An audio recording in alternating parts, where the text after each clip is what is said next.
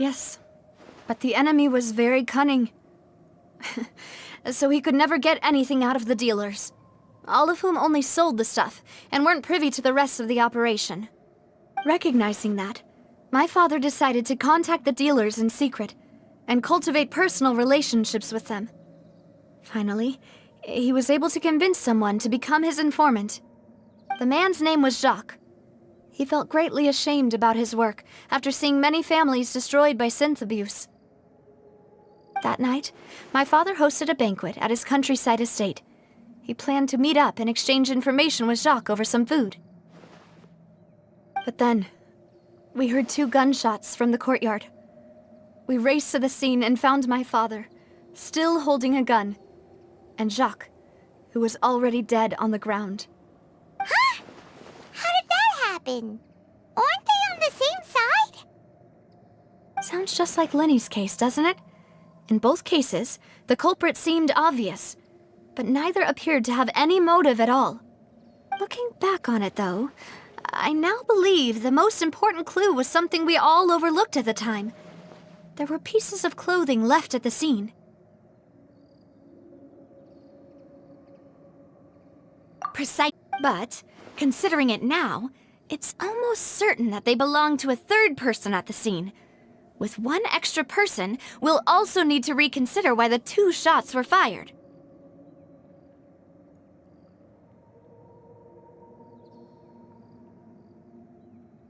You're right. We still don't know what happened. But my intuition tells me that we're on the right track to figuring it all out. I'm finally headed towards the truth. Jacques was an empathetic man who was infinitely remorseful for his past actions. It's unlikely that he turned on Boss with 0 warning. I think this third person is probably the key to the full truth. On that note, however, even though this will not please you, demoiselle, as your and your father's butler, I must still offer a word of warning. Our opponent is insidious and cruel. They are extremely difficult to deal with, and Boss has already lost his life trying to bring them to justice.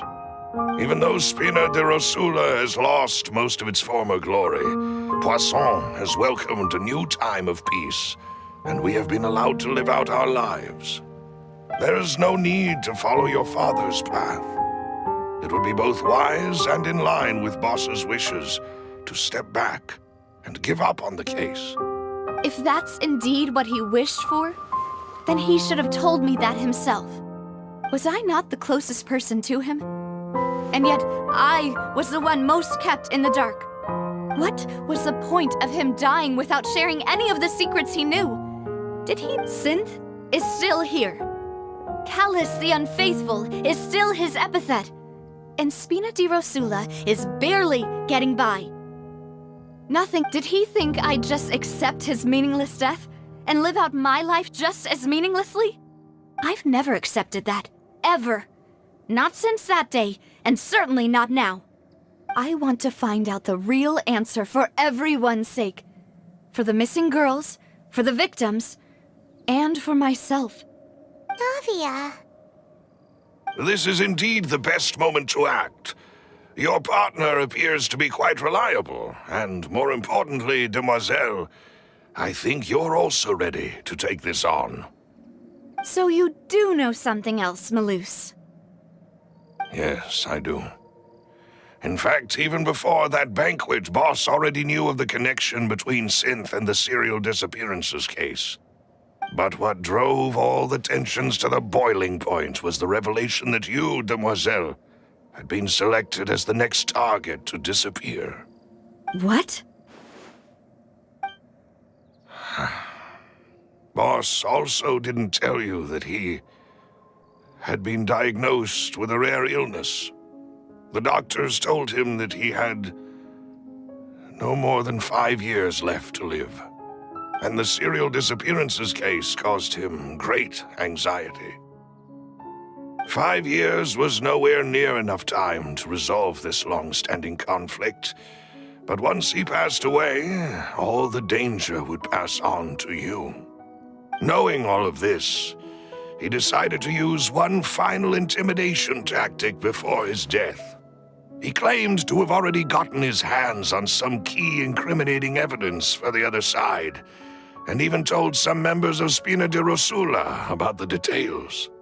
But as long as you remained safe, he would not share the evidence with the public. If something were to happen to you, then he and all those he told would immediately expose all they knew about Synth and the disappeared victims.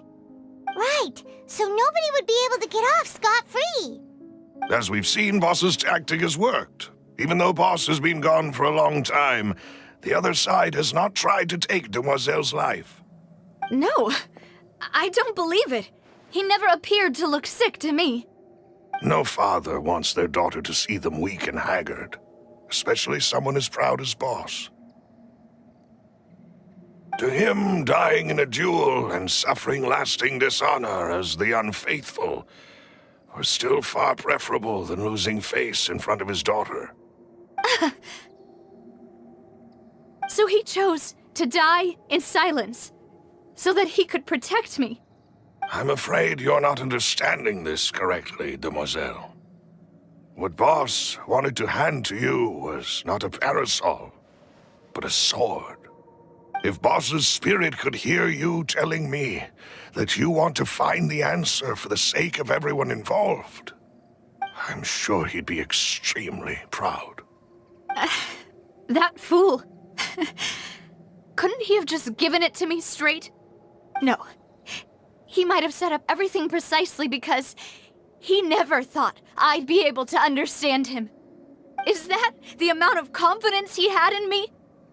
And what if I was never able to make it to where I am now? Yeah. I suppose that's true. With the way he'd set things up, if I had wanted, I could have just lived out my life without a care in the world. But thankfully, he rarely talked to me about complex matters, and thus understood little of me as a person. In this case, he really didn't need to give me an easy way out. Malus, what was the key evidence that he shared with you? It's the location where Synth is produced. Essentially, it's the enemy's headquarters. When he was threatening the enemy, Boss didn't share the specifics of the incriminating evidence he found. But if you want to use it against the enemy, you'll still have to take several things into consideration. Why? If we know where the place is, can't we just go storming in? You mustn't forget that we're fighting against a mysterious and dangerous organization that's been in operation for decades. There's no telling what might be lying in wait at their headquarters. We also have no idea what kind of evidence we may be able to find inside, nor what people we may be able to capture. But a single visit to their headquarters would be tantamount to a formal declaration of war. The worst case would be that we leave empty-handed, but also open ourselves up to full retaliation. Then, in that case, why not work with the Fontaine authorities? Well, you saw one of them dissolve during Mr. Linney's case. We have no idea just how thoroughly they may have been infiltrated. That's true. Seems my father really had no choice. But things are different now. It should be a lot easier to prove the other side's guilt, now that we've connected Synth with the disappearances case. You sound like you've put a lot of thought into this, Malus. I am the butler, after all. I live but to serve the boss and Demoiselle's will. I've always been willing to take on any kind of risk for your sake. But considering my relative lack of ability, I've spent my time keeping secrets, performing basic investigations, and waiting for the right time to come. Thank you for all of that, Malus. Have you discovered anything new in the past few years? Let me think. One conclusion I came to was that the enemy must be quite familiar with Spina di Rosula, or at least have an informant planted here. When I announced orders to the organization's members on Demoiselle's behalf, I used to deliberately keep a few people in the dark, and observe the reactions of the synth vendors. If the vendors didn't change their plans, then the individuals informed of our orders must be innocent. If the vendors packed up and fled, however, then someone must have given them the news.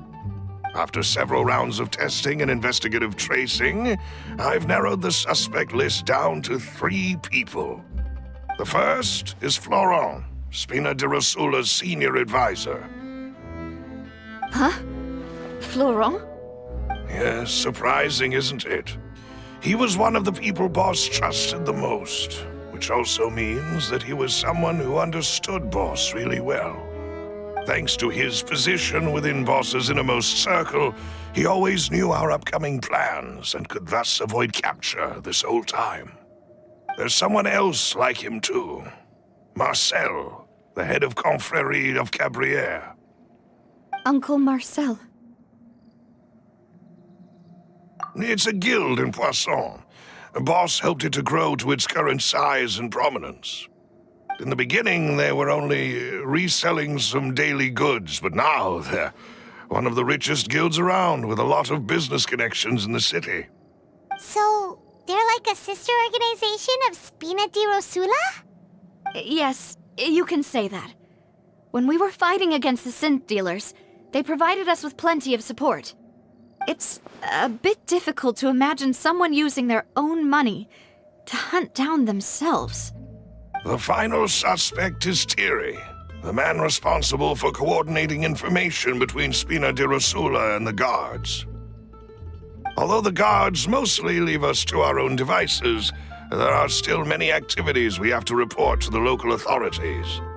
Since Thierry is always in the know about our current activities, he could theoretically always plan one step ahead. I see. These are all people who I communicate with quite regularly. To think that the enemy we've been fighting against has been right next to me all along, among those I trust the most. It's almost too hard to believe. If you want to investigate them, please take every precaution to not alert the quarry. Judging from our experience, the enemy is extremely cautious. Of course. And thank you, Malus.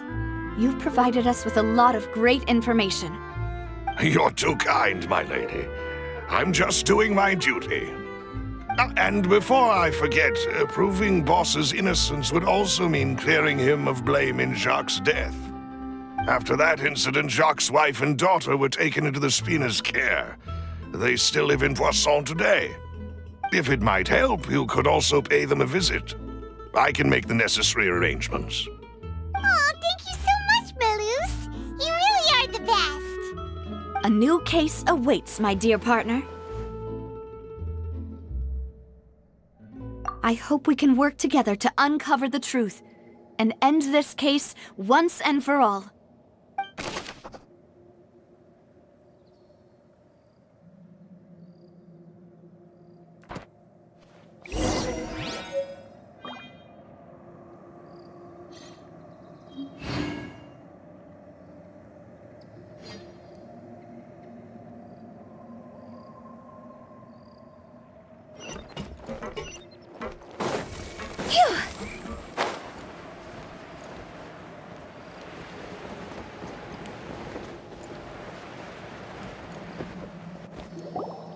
It is settled, then. Please excuse me, and enjoy your conversation at your leisure. Thank you for arranging everything for us, Malus. Excuse me, miss. Do you need anything from us? Oh, Hey, Navia's all quiet.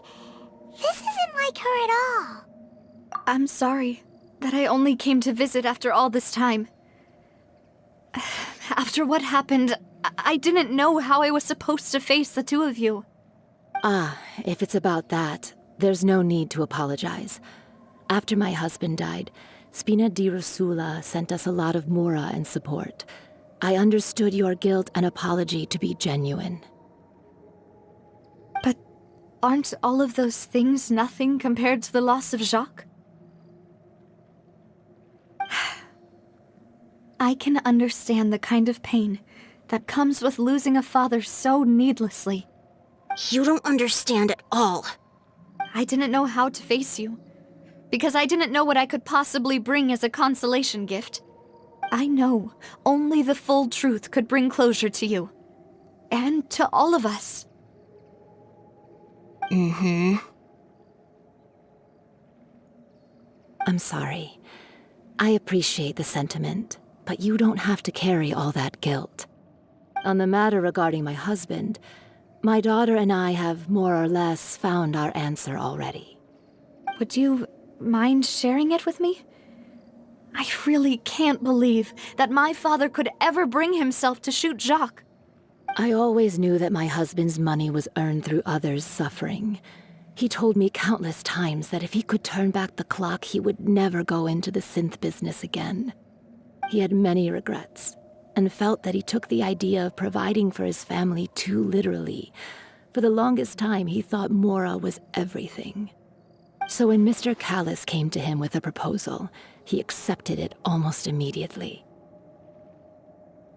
He tried to be as careful as he could, but even so, he was still found out by the higher-ups. They found out about his betrayal? Papa didn't say that exactly, but Papa did tell me that I should never be ungrateful. Before he left that day, he told me that he had no choice.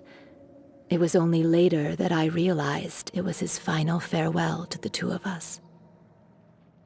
I don't know that for sure, but you could say that's the conclusion I eventually came to. Which is why I'm the one who should feel guilty. Callis had always taken great care of us, both when he was still alive and after he passed away. Even if he fired the shot that killed my husband, it was likely in self-defense. It is impossible for me to hate him for what he had done. But Mama, why is Papa still the bad guy if he did the right thing? Papa always wanted to be a good man, so why did he have to do a bad thing in the end? Well, things aren't always as they seem. You still feel like your papa was a good man, right? Yeah, Papa was a really good man. The best in the whole world. Then you should hold on to that. If a good man had to do a bad thing, then he must have had his reasons. Regardless of whether he left you a parasol or a sword. He must have done so to give you a better life. Oh. Thank you for everything you've told me. I will definitely find the truth. The current state of things is not something I'm willing to just sit back and accept. Thank you. I'm very grateful to hear this from you. Even though your personality is quite different from your father's, your determination when you speak is really similar. You really think so? That's the first time anyone said that to me.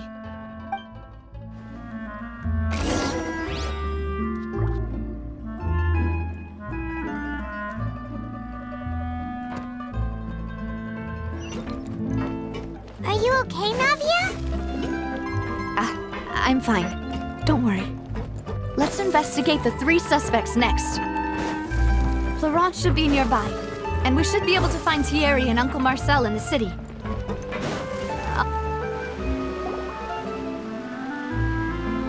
Greetings, boss. How may I be of assistance today? I'm sure you've heard about what happened at the Opera House. Someone got turned into water right in front of us. Yeah, I've heard. With something that dramatic, I'm sure journalists will milk it for all it's worth. And it'll be all the talk for the next several weeks. It also reminded me, on the day that the incident happened with my father, it was raining outside, and we found some clothes left at the scene. After my partner here put the dots together for me, I feel like we should try to reopen his case. Can you do me a favor and try to recall what happened that night? Let me think. Mr. Callis was feeling pretty upbeat that day. So he was drinking and bantering away with us at the table. After that, He told us that he wanted to go get some fresh air. So we let him go without thinking much of it. Who knew that we would hear 2 gunshots ring out right after? My first reaction was that Mr. Callus's life was in danger. So I grabbed my holster and made a mad dash toward the scene. But when I got there, it was already too late. Mr. Callus was standing over a dead body with a gun in his hands. All we could do was look back and forth at each other, not knowing what to say. So you also remember 2 gunshots then? Indeed. The guard said that the first shot didn't hit anyone, while the second killed Jacques. But I've never really bought that explanation. Reason being, Mr. Callus had left his gun on the table.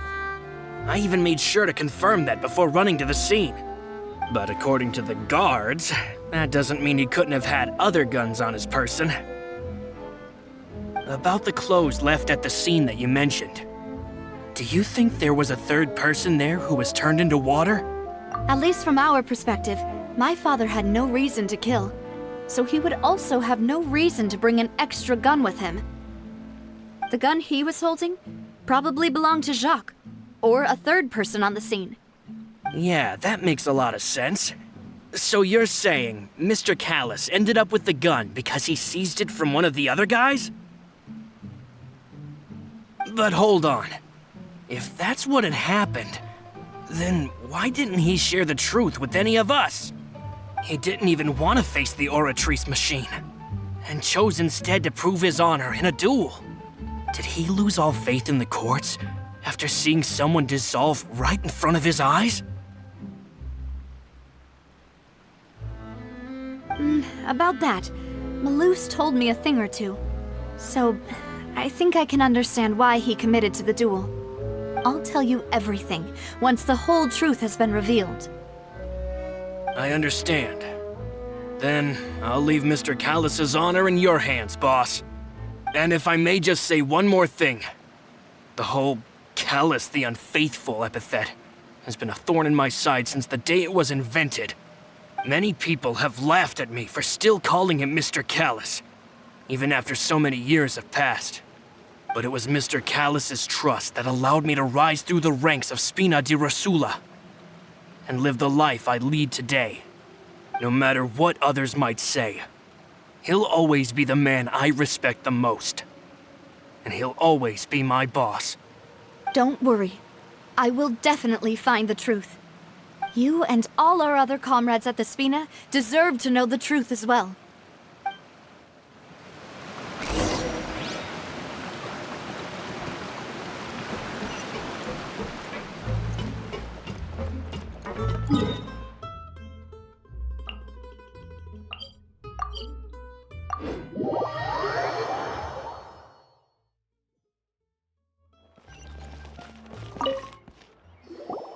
Hey, Thierry!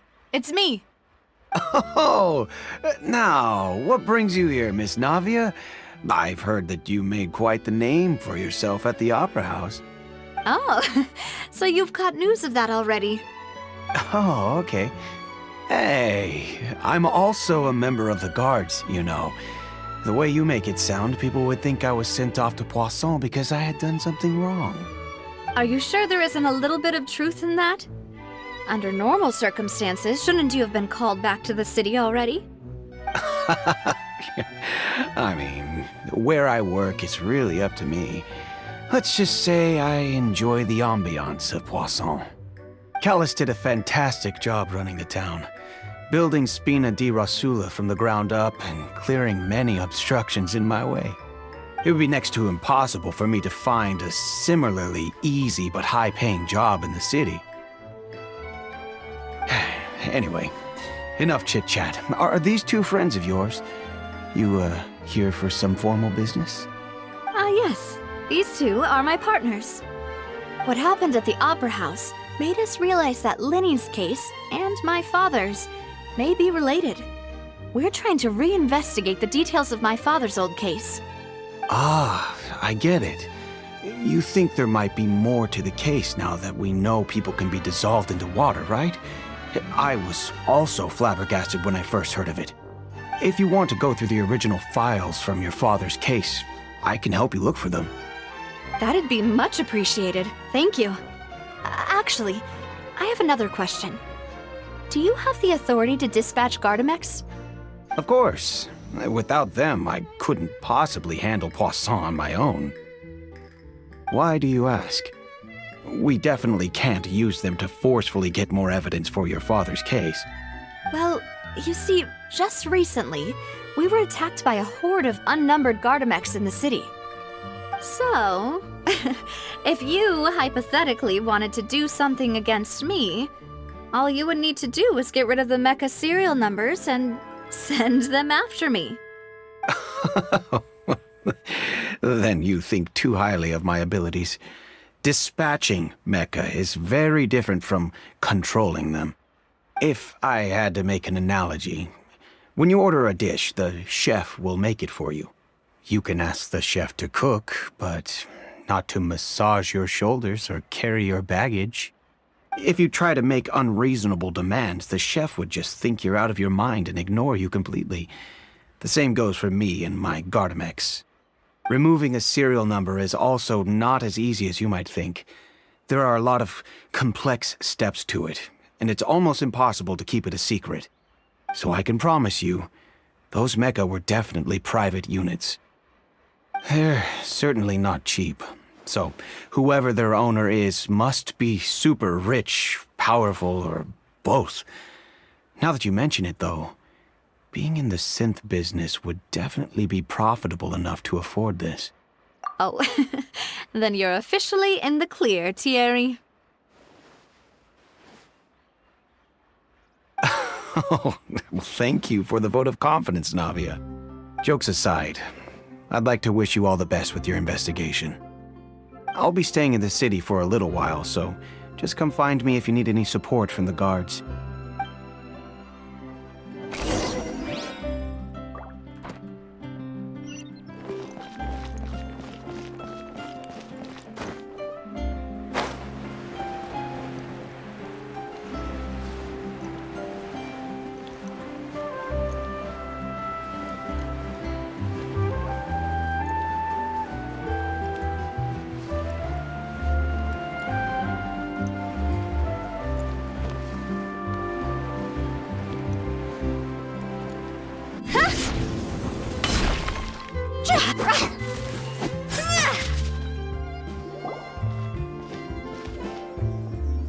Hello, how may I help you?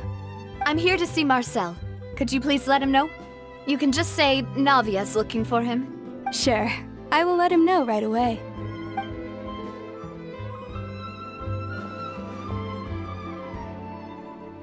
Navia, hello. Sorry to keep you waiting. I'm not as young as I used to be, so my legs are giving out a bit. Oh, it's all right, Uncle Marcel. There's no need to stress. I just wanted to talk to you briefly about what happened in the Opera House. I'm sure you saw everything too, right? Yes, I've never seen anything so strange. Oh, you were at the Opera House too? That's right. I went there with Navia to see the magic show. Who knew it would turn into a whole murder mystery? I also witnessed your marvelous sleuthing work. Quite impressive. To beat the Hydro Archon at her own game on her own turf, I can already imagine everyone in Fontaine discussing your exploits over a few glasses of wine. Oh, Paimon doesn't want to become the talk of drunkards. Apologies. It's just how Fontaine is as a nation. Everyone loves drama and theatrics. Uncle Marcel, you've also noticed that other thing, right? The fact that humans can dissolve in water? Yes, I was reminded of your father's case right away. Is that what you're investigating now? Exactly. I still don't have much solid proof, but I can sense that the other side has already begun to act. Oh, and what makes you say that? We were attacked on Araneus by some unnumbered Gardamex. And there was also an attempt to get me to drink water from the primordial sea. If not for the vigilance of my partner, I probably wouldn't even be here talking to you right now. Oh, you're giving us too much credit. Wasn't it you who protected us? Alas, it seems things are heating up again. The peace that Callus sought so dearly will soon become a thing of the past. But rest assured, Navia, Poisson will always remain a safe haven for you. If you're scared, you can always return there. If anyone dares to lay their hands on you there, the Confrérie of Cabrières will use its funds to the last Mora to bring them to justice. Thank you, Uncle Marcel. But I don't intend to go into hiding. I'm going to strike while the iron's hot. Do you have any new thoughts on my father's case?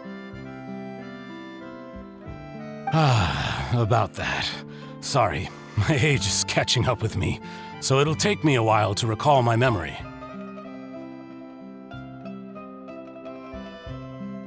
The Confrérie was responsible for that banquet, so I was out and about the whole time making sure things were running smoothly.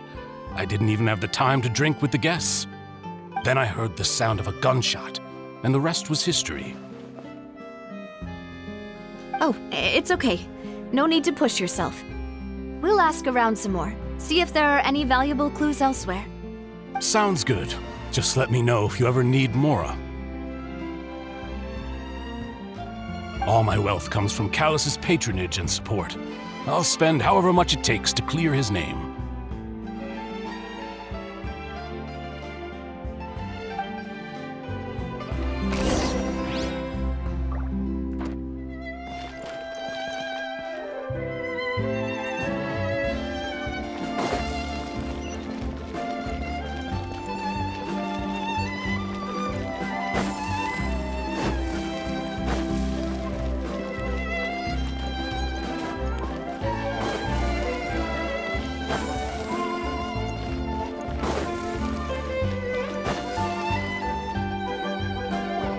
We've talked to all three suspects, purely based on their conversations with me.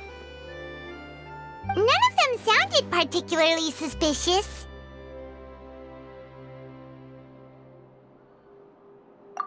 I suppose that's to be expected, though.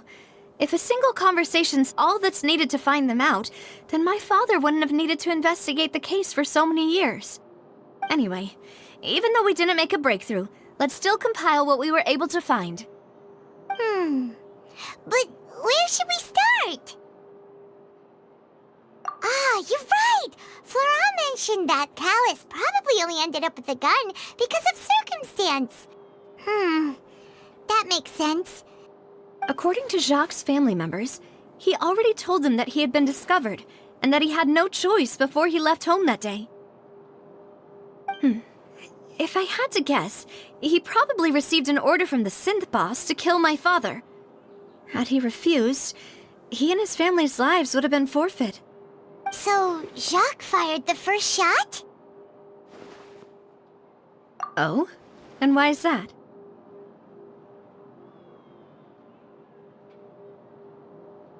Ooh, that's a good point. Jacques probably already knew that he was just being used as a tool for murder. And once he had completed his mission, he'd be of no more use to his boss. So, what would make more sense from his perspective would be to turn his back on the Order and seek protection from my father. Makes sense. But without evidence, that's still just a theory. Besides Jacques, the attack from the Gardamex has been bothering me quite a bit as well. It's obvious that our enemy has become more antsy after the secret of the primordial seawater was revealed. Do you think he knew, even then, that we'd follow this lead to the end? Given everything that's happened since, it's quite possible. But who among the three suspects would have the ability to control privately owned Gardamex? Thierry, you say? It is possible that he's figured out a way to convert the Gardamex for personal use. But I didn't feel like he was lying when he was talking to us about the mecha. I also don't think he'd be able to keep that kind of tampering under wraps. Yeah, had he actually tampered with the mecha, we'd be able to prove it with a simple check of the guard's inventory. If the mecha were taken from the guards, it should be pretty easy to find out when and how that happened.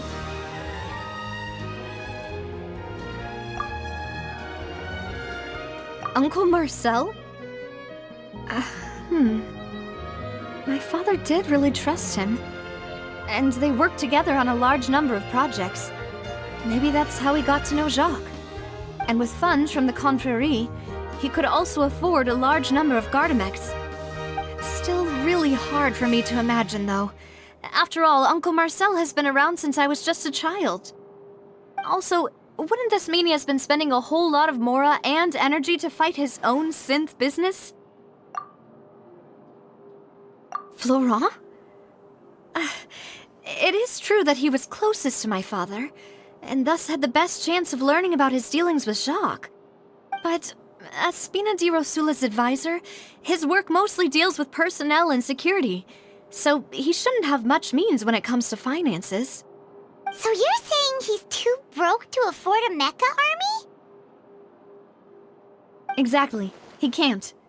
And even if he could, I don't think he would be able to dispatch a whole group so quickly. Who could it be?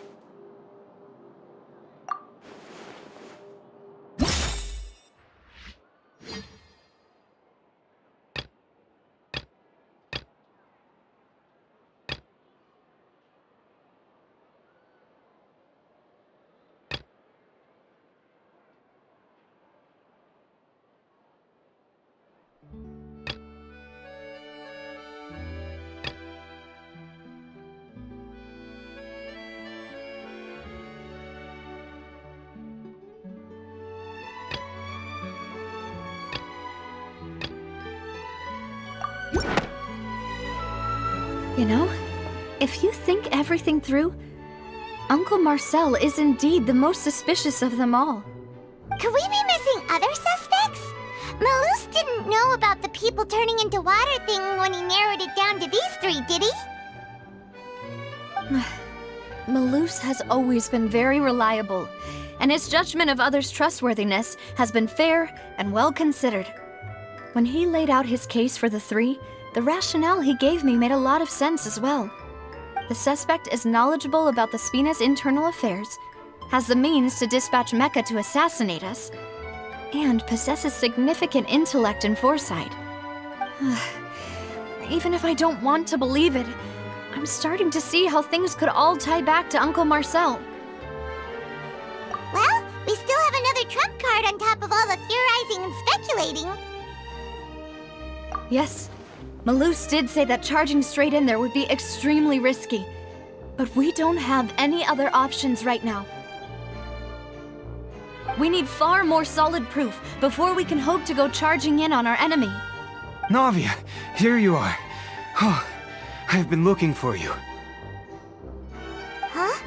Aren't you the guy from the guards? Did something happen? Yeah.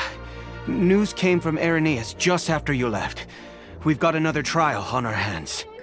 Wasn't that place built specifically for holding trials? What's so newsworthy about this one? I know. But they said the person they're putting on trial is a Fatui harbinger called Tartaglia. What? Is that someone you know? Yeah, we know him. Maybe even a little too well. Well, he's been accused of being the true culprit behind the serial disappearances case. It's absurd, don't you think? Wait, how? None of our investigations have had anything to do with him. That's what I thought was strange about it, so I came to tell you the news right away. If the charge against him stands, then it'll be next to impossible to get the guards to support any of our planned investigations. Right, because they'll think they've already found the culprit. Yeah, and it'll be a lot harder then to clear Mr. Callus's name. I understand. Well, partner, what do you think we should do? We still haven't found any conclusive evidence. Huh? Split up? What do you mean?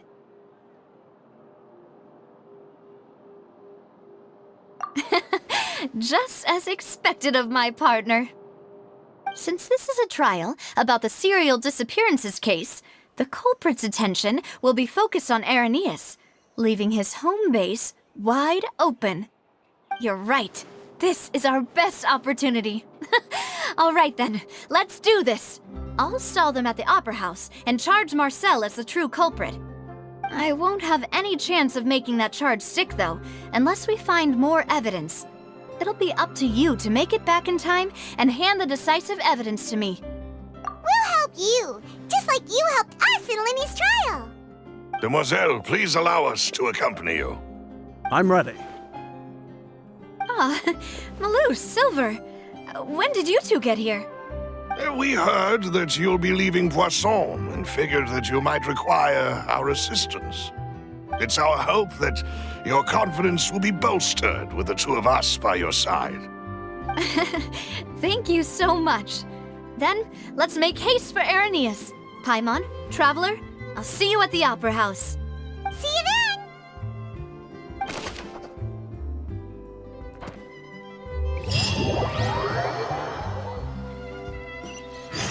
Now that Navia has set out for Irenaeus, we should also get going.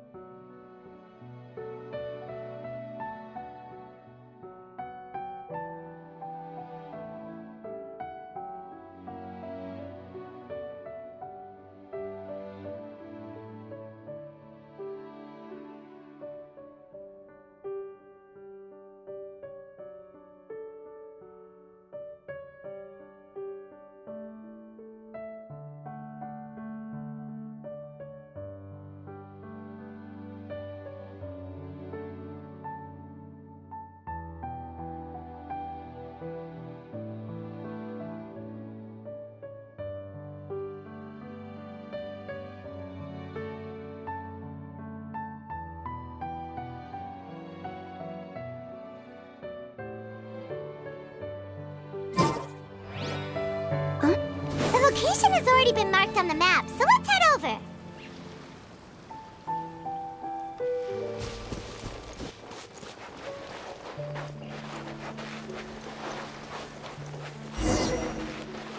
Huh. According to Malusa's info, the synth production base is underwater. Let's go and try to find the entrance.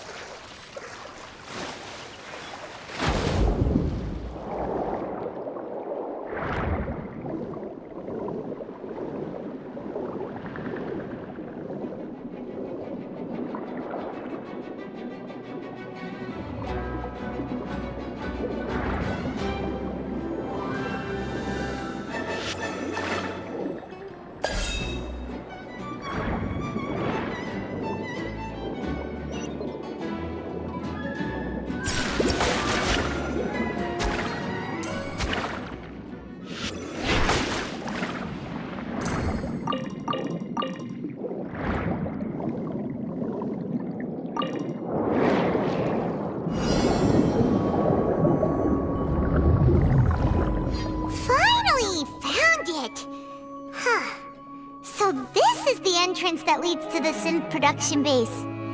It sure doesn't seem out of the ordinary at all. Ah, you're right.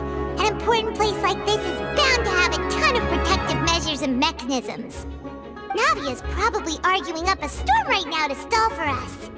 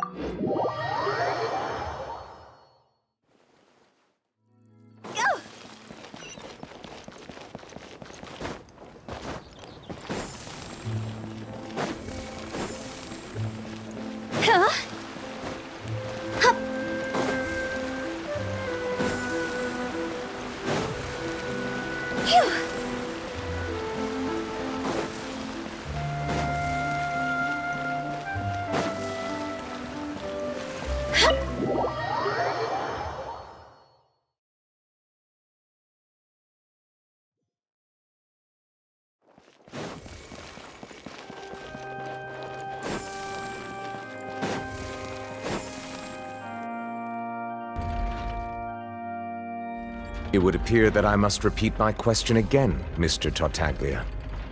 Do you accept the charge that you are the true culprit behind the serial disappearances case?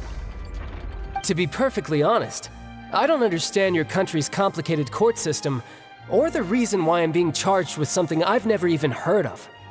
However, I did hear that people who have been charged can choose to participate in a duel to clear their name. Is that right? In which case, as long as I accept the charge, I can have an all-out fight with that champion duelist Clorend, right? I've got to admit, that's one of the most enticing offers I've ever received. When I privately sparred with her last time, she was obviously holding back. Real disappointing. Hey! Don't you understand? You're currently the prime suspect for a major case. This isn't the place for you to be looking for fights. Oh? Sounds like the Hydro Archon wants to lecture me on the ways of the Opera House. Then why don't you duel me too? I'm the kind of student that learns best in the heat of battle. No. That's not what I meant. Alas, it would appear that communication with the defendant is going poorly, and we have made very little progress. In that case, let me explain everything from the very beginning again. The goal of this trial is to determine the culprit behind the serial disappearances case. That case had nothing to do with him! You've got the wrong man! Huh? What's going on? Why is she interjecting again? I told you it couldn't be one of the Fatui Harbingers. Miss Navia, this is the second time you've interrupted the court proceedings. I only tolerated your behavior last time because you were able to provide the court with a key eyewitness. But that was an exception rather than standard court protocol. I can very well charge you with contempt of court for your interjections. Oh, please. Did you ever think I had any respect for this place's pointless theatrics? We can put that discussion aside for now. I'm not here to argue with you. I'm here to charge the true culprit behind the serial disappearances case. And if my charges prove true, then Tartaglia here will be proven innocent by default, correct? Oh, a young lady has charged in and offered to clear my name. How fascinating. Well, I'd gotten half bored to death by all these rules and procedures anyway, so I'll take you up on that offer. So, Your Honor, is there nothing else for me to do now? You may take a seat for now in the audience, but that doesn't mean the suspicions against you have been lifted. Now then, Miss Navia, who is the person you would like to charge instead? That person is...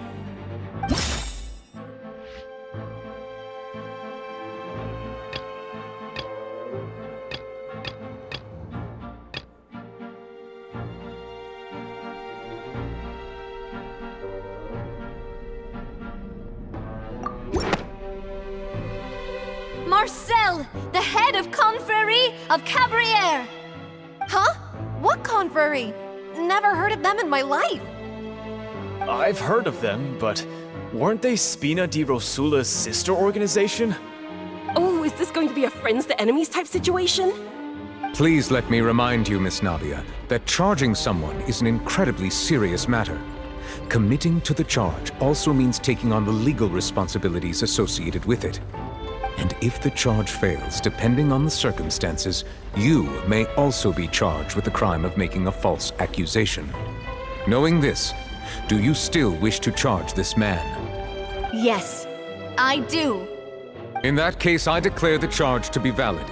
Miss Navia and attorneys, please take your places on the court. Members of the guards, please contact Mr. Marcel right away so that he may stand trial.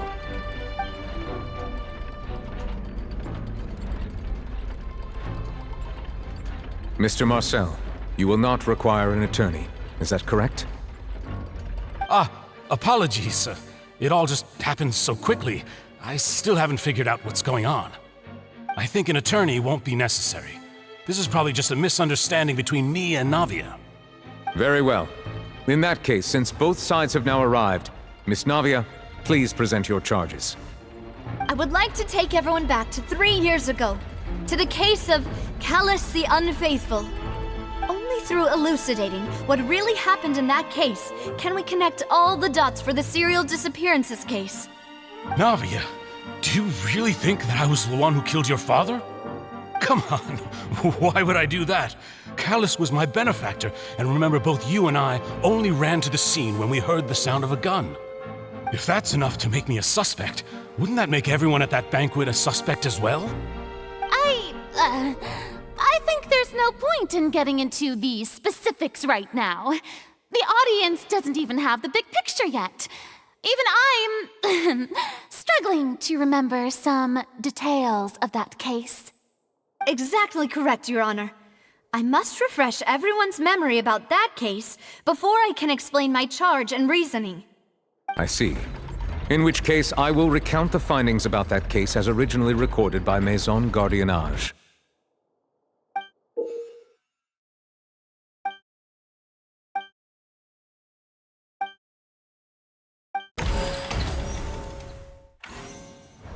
On the day of the murder, Spina di Rosula hosted a large banquet in a countryside estate owned by the Confrérie of Cabrières. During the banquet, all attending guests heard 2 gunshots from the courtyard. When the guests arrived at the scene, they found the primary suspect, Callus, holding a gun, while his acquaintance, Jacques, lay dead from a gunshot wound.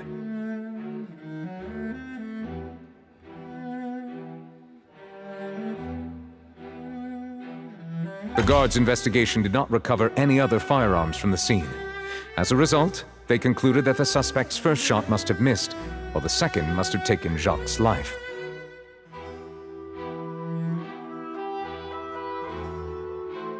The suspect did not dispute this conclusion, and also declined to defend himself in court. Instead, he chose to prove his innocence through a duel. Callus was defeated by champion duelist Clarande in the ensuing duel, and soon succumbed to the injuries.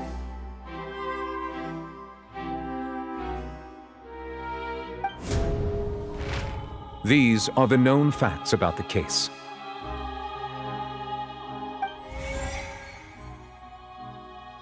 The one with the motive to kill was Jacques, not my father.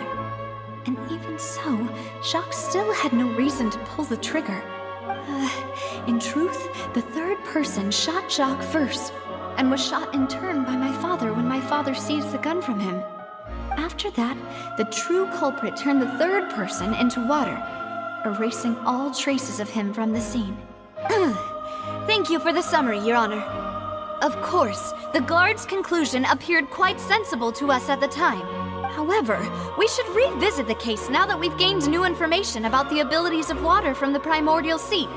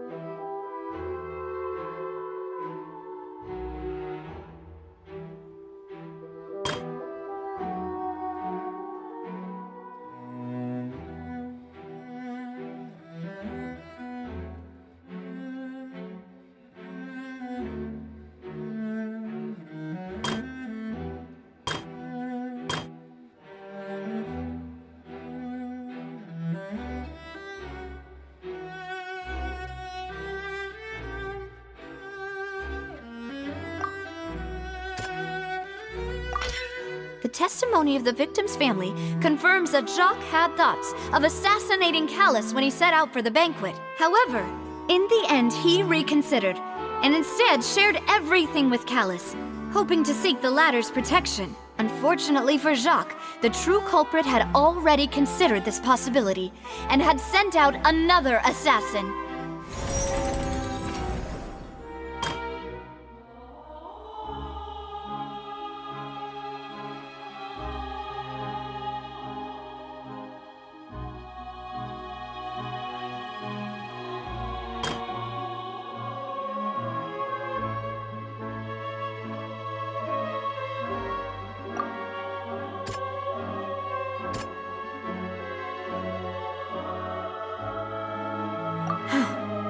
Something's not right. A pile of clothing was found at the scene. The guards once believed they were used by Jacques as a costume to disguise himself. But now, it is clear that the clothes were proof that there was a third person at the scene, and that they were turned into water after committing the murder. Since it was raining that day, the culprit was confident that they could use the rain to wash away all traces of their dissolved accomplice.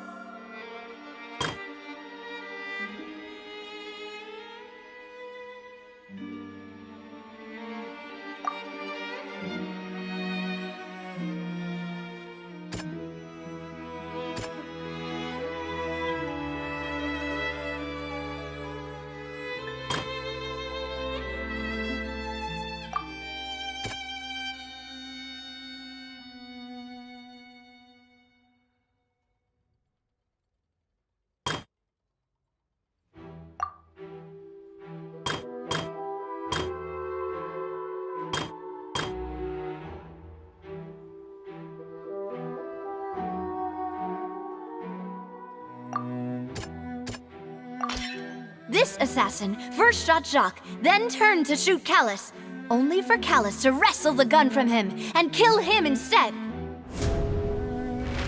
Realizing this, the true culprit caused the hired assassin to dissolve into water, leading everyone to believe Callus was responsible for Jacques' murder. This is the true version of events.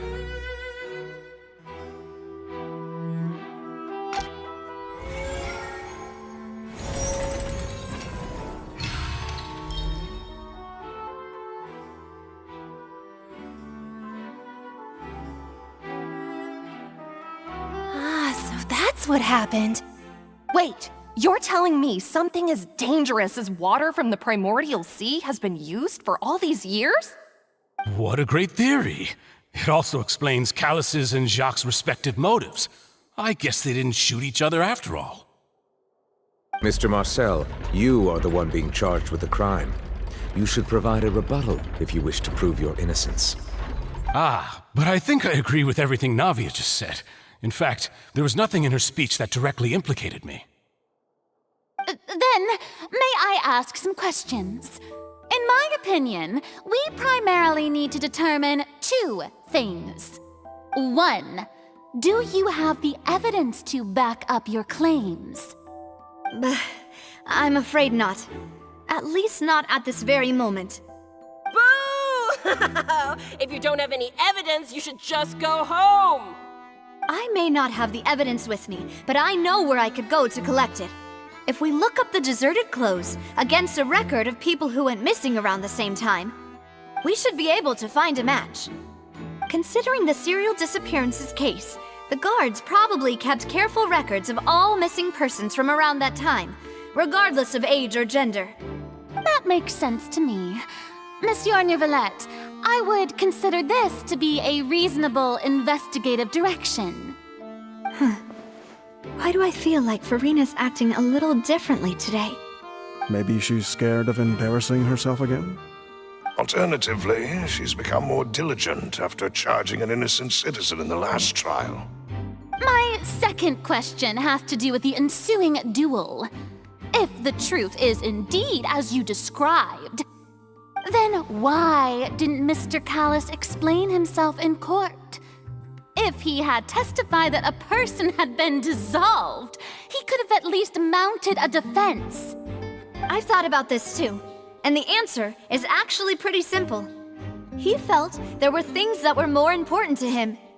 The dissolving power of water from the primordial sea is an important secret for the true culprit of the serial disappearances case. My father could have exposed it for all to see, but he chose to take it to the grave. At that time, Spina di Rosula was in dire straits, and his reputation had already been shattered. He had no guarantee that going forward with the truth would allow the culprit to be brought to justice.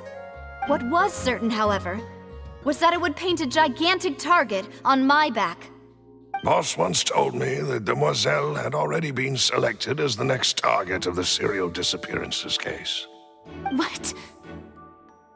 If the secret had gotten out, the culprit would have fought an all-out war with Espina right there and then. I wouldn't have been the only one in danger. all of us would have stood to lose our lives. Of course, the guards might eventually figure out the truth of the matter and determine that we were in the right. But what good would that do? How can a hollow verdict protect anyone? Had this opera house ever given my father any kind of confidence in its brand of justice, Spina di Rosula would have had no reason to exist. But by staying silent, we retain the ability to deter our opponents and continue the stalemate. I was able to become Spina di Rosula's president, which made me harder to target, as well as giving me more time to grow and learn. And once I have figured out the truth and stepped up to the challenge, I will do what this opera house cannot, and restore my father's truth and honor back to him. So, you mean to say, your father intended to die in the duelist's ring? That's right. Do you have any proof? Of course.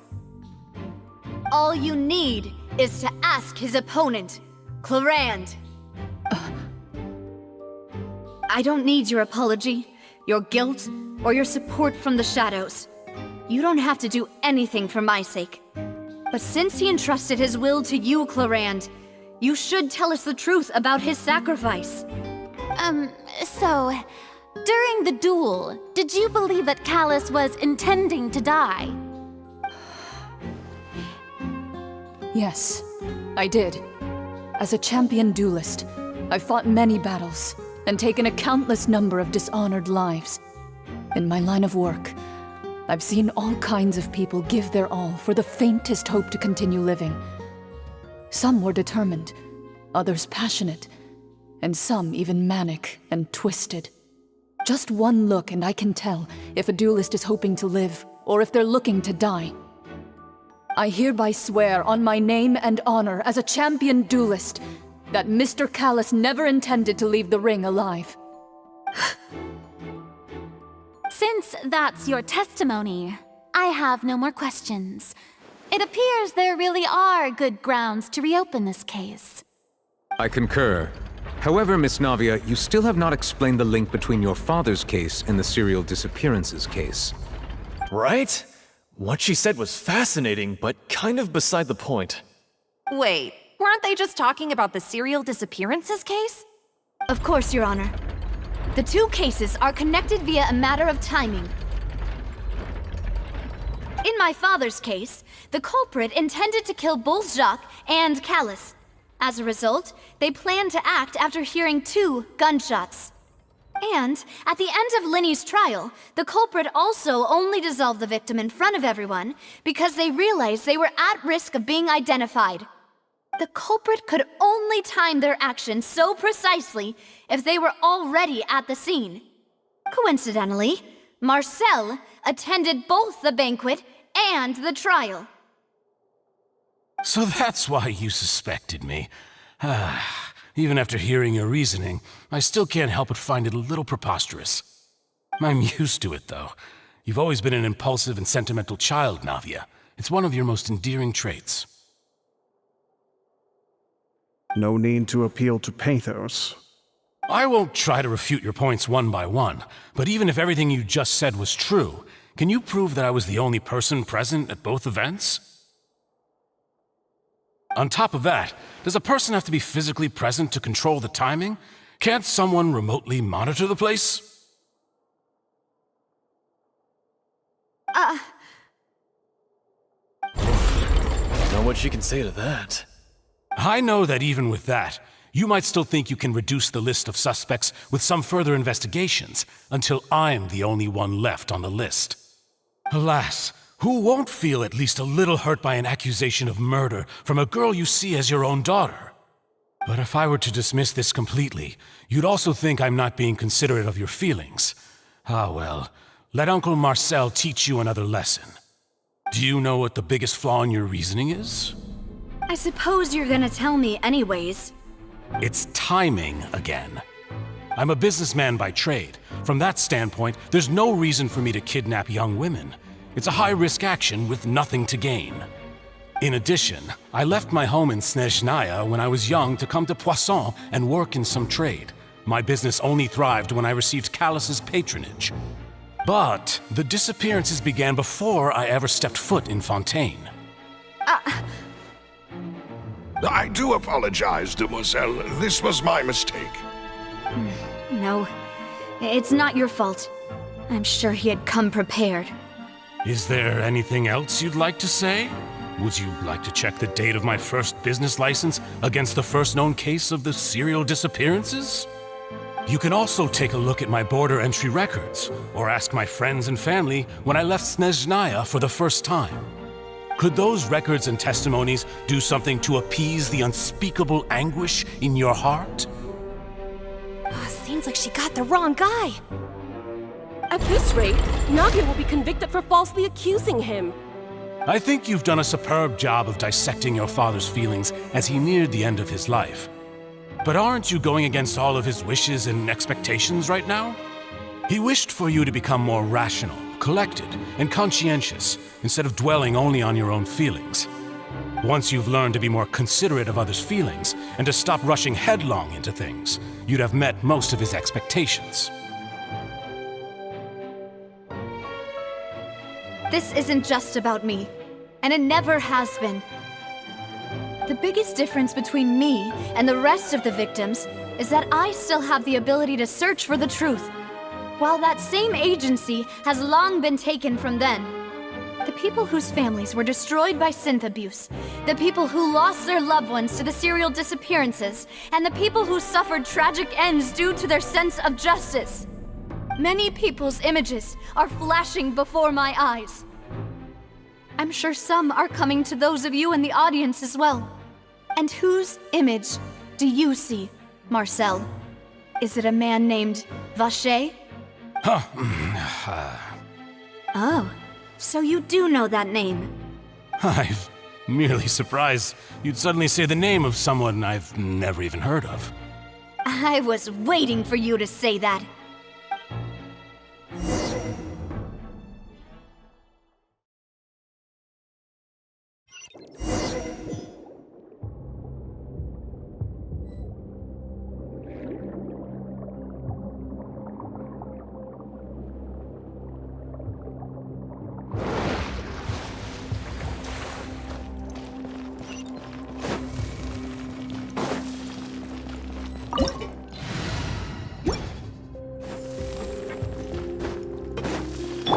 Shine down!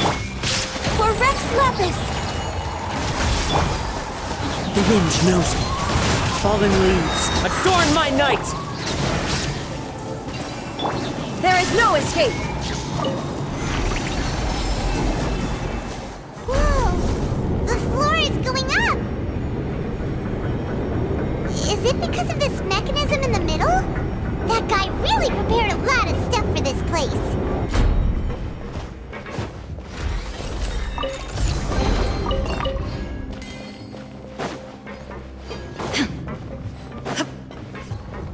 Paimon thinks we need to go up, but Paimon doesn't see a way. Let's take a look around. Maybe we'll find a hidden mechanism that'll show us the way up.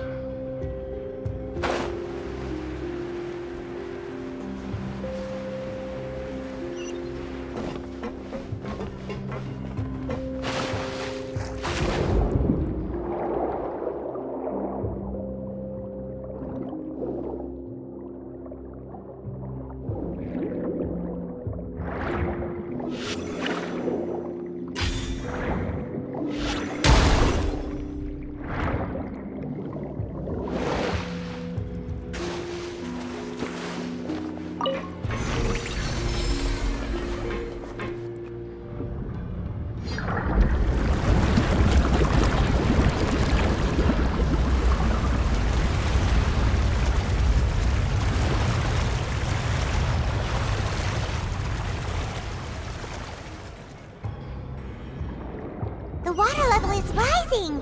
Now we can swim to the top! But this is still a ways away from where we need to go.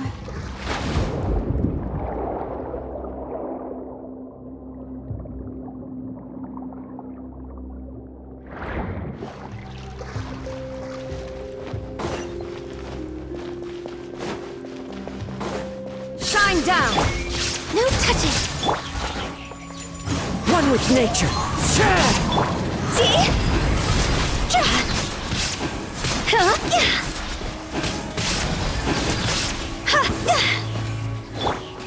The wind knows me. Time to go. Born of ice and frost, there is no escape. Torn to oblivion.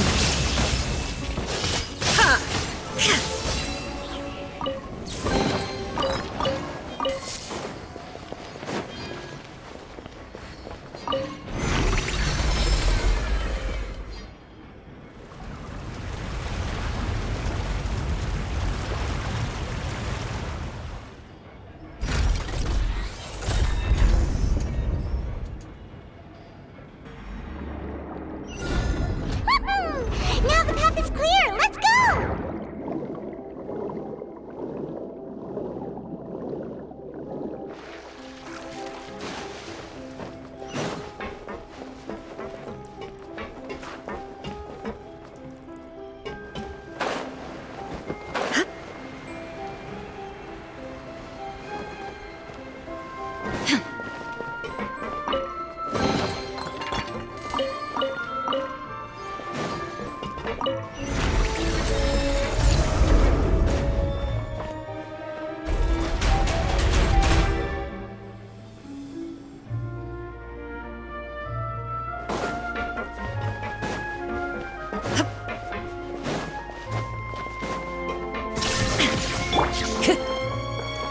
One with nature.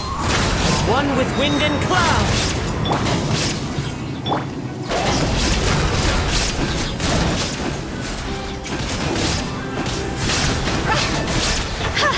Go! No touching. Blaze over. Into the wind.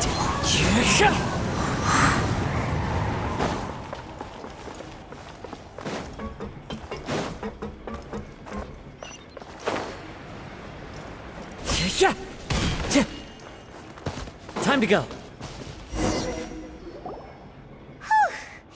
After all that, we finally made it to the innermost sanctum. Though, as expected, the mastermind isn't here. That's right. Then let's hurry up and find some evidence so we can get back to the Opera House and help Navia.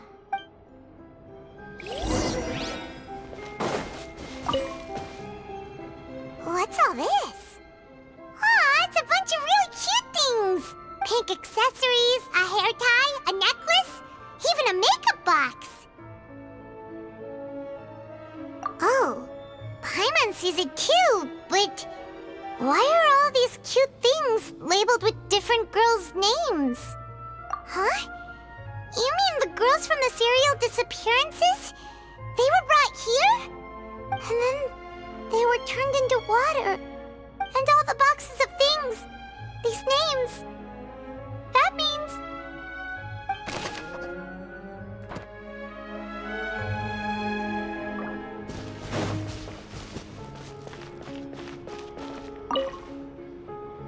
What's this over here? Looks like some kind of place for research. Experiment number 16 aims to verify Jacob Ingold's research conclusions on the primordial sea and use his theory as a foundation to achieve a breakthrough. The experiment was a failure. No individual managed to resurface from the water from the primordial sea. Female specimens 22, 23, and 24 were dissolved. Sorry, Traveler. Paimon will try her best. It's just that Paimon's never read something so scary before. How can someone write something that terrible in such a matter-of-fact tone? You read the rest. Paimon's too scared to keep going. So that's why he did all of these experiments. Wait, did he really think he'd be able to find a way just by dissolving people over and over? That's just insane! Huh? Isn't that the name you heard by the fountain? Paimon thought he was an eyewitness in the serial disappearances case. Ah, you mean Vacher is the one who did all of these... experiments?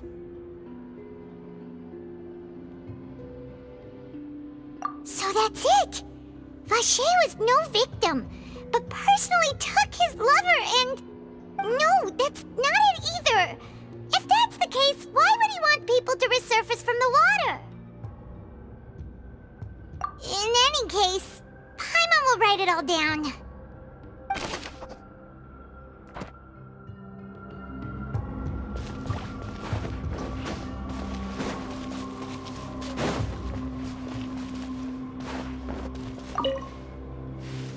Oh, look! There's an important-looking basin over here, and it's full of water! That means this is where they make all the synth! And that special water is the main ingredient! If you dilute it with normal water, you'll get synth, but the pure stuff can dissolve a human! Paimon will take notes on this incriminating evidence.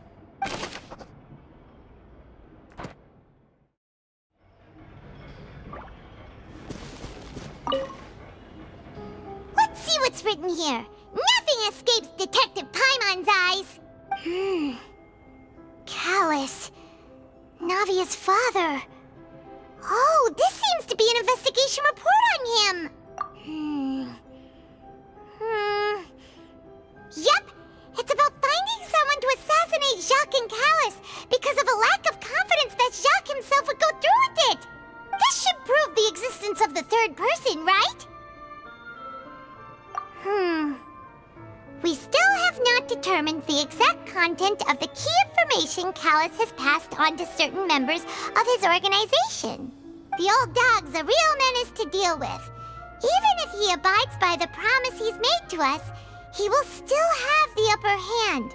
He can act whenever he wants to make our lives miserable. The only option left is to remove him from the picture entirely. I concur. Let's send someone to kill him. He won't declare war as long as we don't touch Navia. Oh, seems like we've got a bunch of correspondence between the higher-ups. They're all just so evil.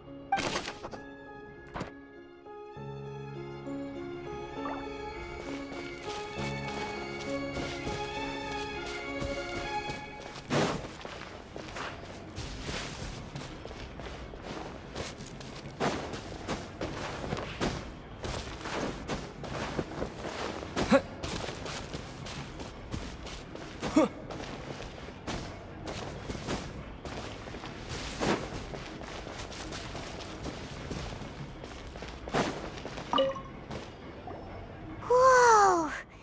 There's so much synth here! And so many bottles of ingredients that probably just contain the waters of the Primordial Sea. Mixing in progress. Ready to drink? Stock sample? Huh. They've also got all the synth pretty clearly labeled. Whoa! There's even fruit-flavored synth? Yep, it's super obvious.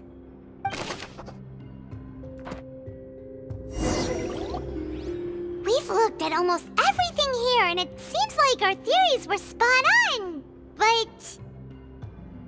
yeah, we haven't found anything that reveals his true identity. No wonder even Neuvillette wasn't able to find anything. Whoever it is probably destroyed everything to do with that name a long time ago. That way, even if we bring all this back to the opera, we won't be able to identify the true culprit. Sure thing. Paimon won't admit defeat to this guy either.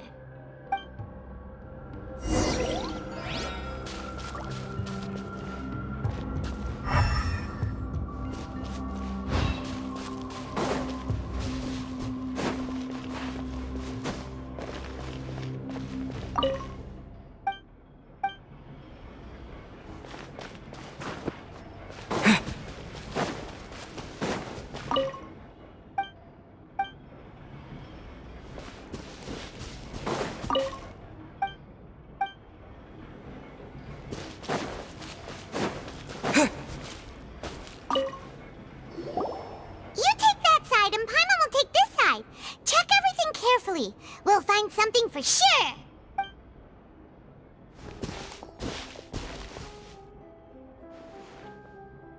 Ugh.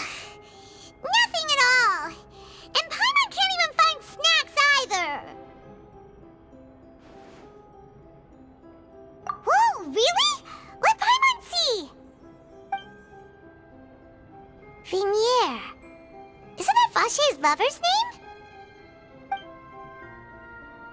Then you found her diary. Look, aw. It's just a normal diary chronicling their love story.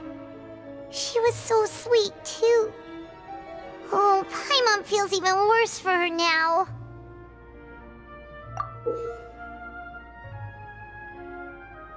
So many!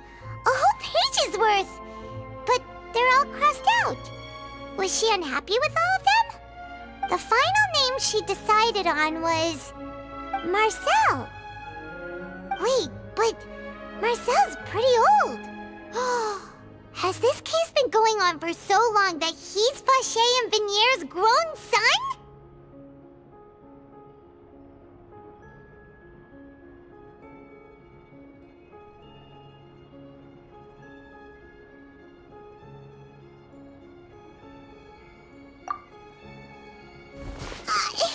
Hey! Paimon still hasn't figured it out yet.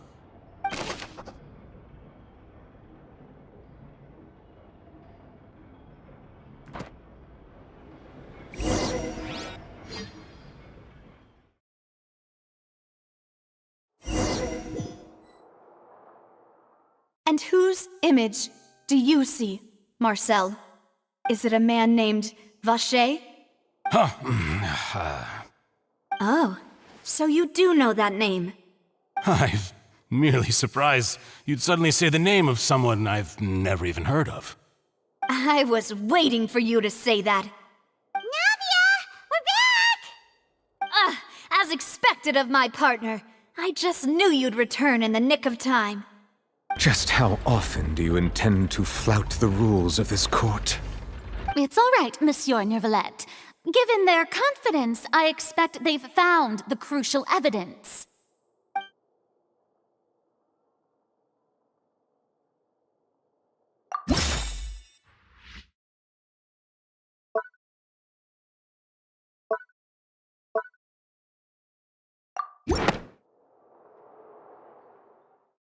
But the truth of it, Marcel, is that you've always been Vacher. Huh? We've investigated your lair and we already know everything! After your lover, Vinier, was dissolved, you kept abducting young women to experiment on the hopes of bringing her back to you! You even created Marcel as a new identity and destroyed all records of your past as Vacher! So that's it. Even the villains in opera performances rarely go that far.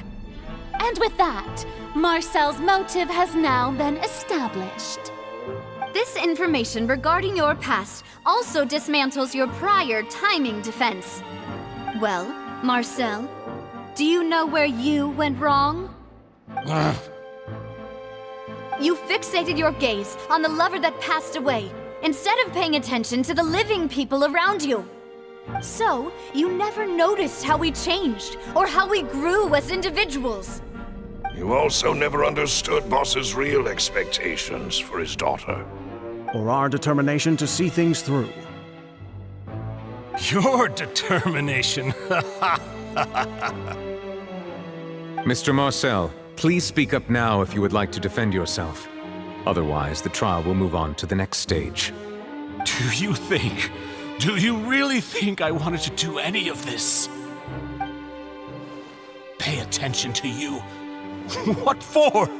Have you ever paid attention to me? Ever empathized with my pain? Ever known how it feels to watch the love of your life dissolve right in front of your eyes? No one helped me. No one even believed me. All those decades ago, even the officers from the Maison Gardiennage were laughing at me. They said there's no way a human being can turn into water. So I must have gone mad from grief. Vinier's death was brushed away by all of you as if it didn't matter at all. Well, now you know, don't you? Ha! Well, it's too late now.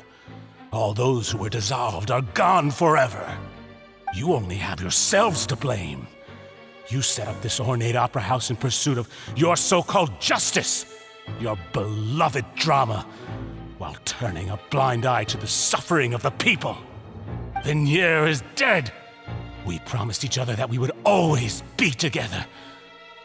Wherever she goes, I will follow. But I'm not from this blasted place, so I can't be dissolved, no matter what I do. Hey, is that water from the primordial sea that he's drinking? I can't dissolve! Can't dissolve! Can't dissolve! Do you all see? I can't go, I can't follow. So if I can't go where she is, what choice do I have but to try to bring her back? I did all of that, and in the end, that accursed Callus still got the better of me. I spent my entire life living on pins and needles, only to get stabbed by his idiot daughter at the very end. The suspect is exhibiting signs of mental distress. Guards, please restrain him. Don't touch me! Don't anybody come near me! I still need to save Vignere. I promise. We made a promise. Vignere. Vignere! Please, Vignere. Don't think badly of me. All I want to do is fulfill our promise. At this point, the verdict of this trial is clear. With Mr. Marcel's conviction, the charges against Mr. Tartaglia no longer have any basis. Fine by me. I was in a bad mood, but after a show like that, I'm actually feeling pretty good. Traveler, please submit all the evidence you have collected to the guards, so that I might review and summarize the truth behind the serial disappearances case. The man now known as Marcel was originally named Vacher and worked as an adventurer with his partner and lover Vignere. During an underwater expedition, Vignere accidentally came into contact with water from the primordial sea and was dissolved in front of Vacher as a result. Vacher learned of the primordial water's existence through the work of others and began to kidnap young women for research, with the goal of discovering a method to restore Vignere back to life. To cover his tracks, he invented the new alias of Marcel and began to operate a business in Poisson. During the course of his research, Vacher discovered that a diluted concoction of water from the primordial sea can induce feelings of euphoria and began to manufacture and market synth. However, as he accumulated wealth to fund his continued research and expanded the scope, he came into conflict with Spina di Rosula.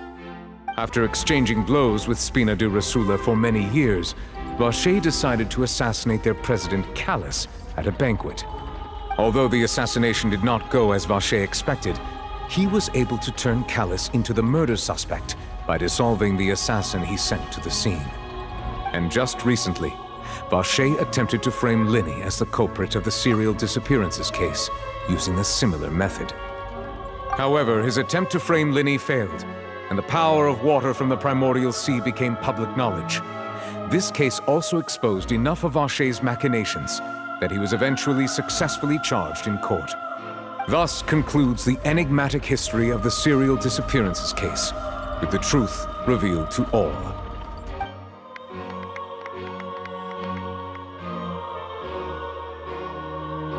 The Oratrice will now deliver the final verdict regarding the charges against Mr. Vacher.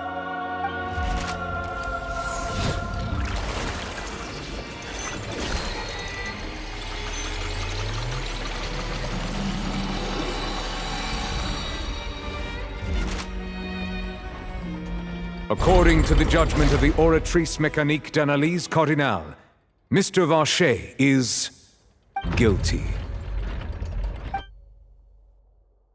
Guards! Take Vacher away. Good. It's what he deserves. With that, the serial disappearances case is over now. We really just witnessed history. Who would have thought the true culprit would be such a polite and well-spoken guy? Yippee! We helped Navia bring the bad guy to justice! He's hurt so many innocent people and now he's finally getting what he deserves! Huh? Are you okay?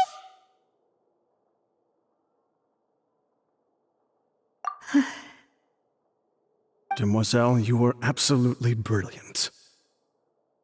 The day our late boss had always hoped for has finally come. You can rest easy now, knowing justice has been served. Yeah. Yeah. It's finally over. It's all thanks to you guys. And my partner. See, Papa? Spina di Rosula's still doing well with me at the helm. Well now, hasn't this been a most delicious piece of drama? The villain has been caught, justice has been served, past wrongs have been righted, and it's a big ol' happy ending. Since it's been such a great show, I'll just let the false accusations against me slide. Either way, I've still got some business to attend to. So, if you'll excuse me... Please wait just one moment, Mr. Tartaglia. What now? None of this has anything to do with me. According to court protocol, since this trial was initiated due to a charge against you, a verdict must also be made regarding the initial charge before the trial can conclude. Oh, come on. Is this really necessary? Haven't you already caught the real criminal? Isn't it time for side characters like me to exit stage left?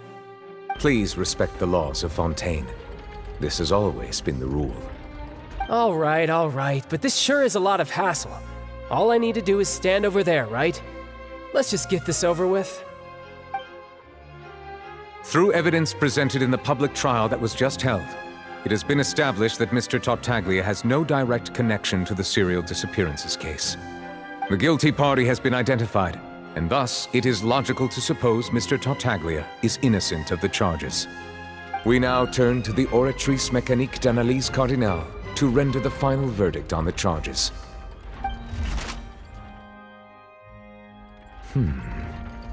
According to the judgment of the Oratrice Mécanique d'Analyse Cardinale, Mr. Tartaglia is guilty.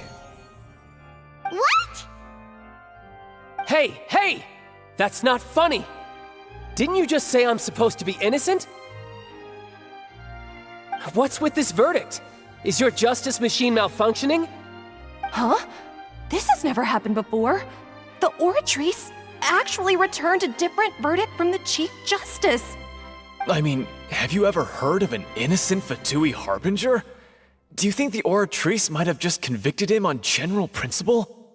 But weren't the charges about the serial disappearances case? No matter what else he's guilty of, it shouldn't affect the verdict in this case, right? The judgment of the Oratrice Mécanique d'Analyse Cardinale is, by law, the final verdict of the court. We must accept the guilty verdict. Guards, please take the suspect into custody per court protocol.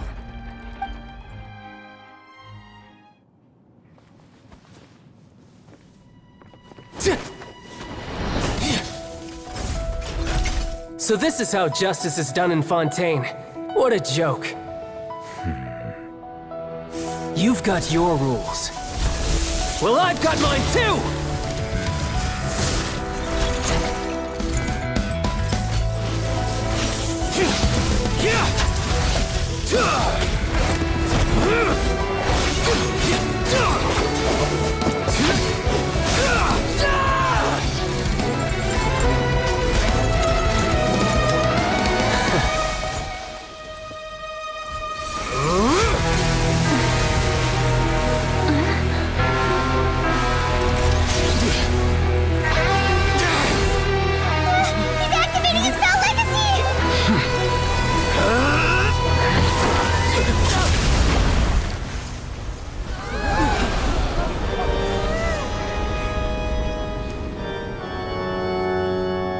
I am sorry.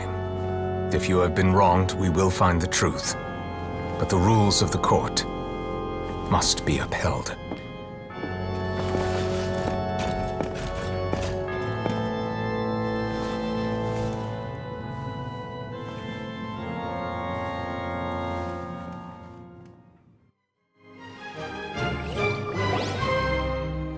Hey, Monsieur Neuvillette, what's going on? Shouldn't they have been cleared already?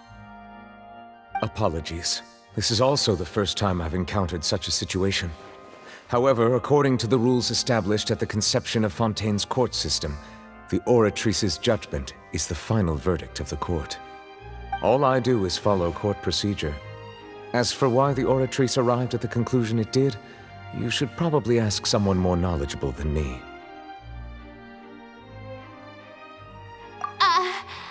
Why are you looking at me? I had nothing to do with it! I don't know what happened there either! Hey, stop staring at me! What does Lady Verena mean by that? She says she has no idea either, but that's impossible. Didn't she create the Oratrice herself? Yeah, so are the verdicts reliable or not? Can results like this really be called justice? My dearest citizens, did you really think we'd allow an incorrect verdict to be handed out in this court? Did you really believe that the judgment could be mistaken or be the result of some sort of random mishap? Don't tell me you thought even I had been blindsided by the Oratrice's result. But the way she looked just now, it was pretty obvious she had no idea what was going on. However, given the state of things, I shall give you an explanation. Everything that just took place, including my supposed shock and bafflement, was a part of an elaborate performance, with every action meant to stir up drama and excitement. And, of course, for every performance, there is a script. Everything has unfolded exactly as I expected from the very beginning. As the embodiment of the very concept of justice, the Oratrice shall never render an arbitrary judgment! If you thought Child had nothing to do with the serial disappearances case, it is only because you've been blinded by the superficial appearance of innocence. Everything he's done, not to mention the danger he poses, are beyond ordinary comprehension and completely unforgivable! All shall be revealed in time. You will come to understand my noble intentions, as well as the absolute correctness of the Oratrice's verdict.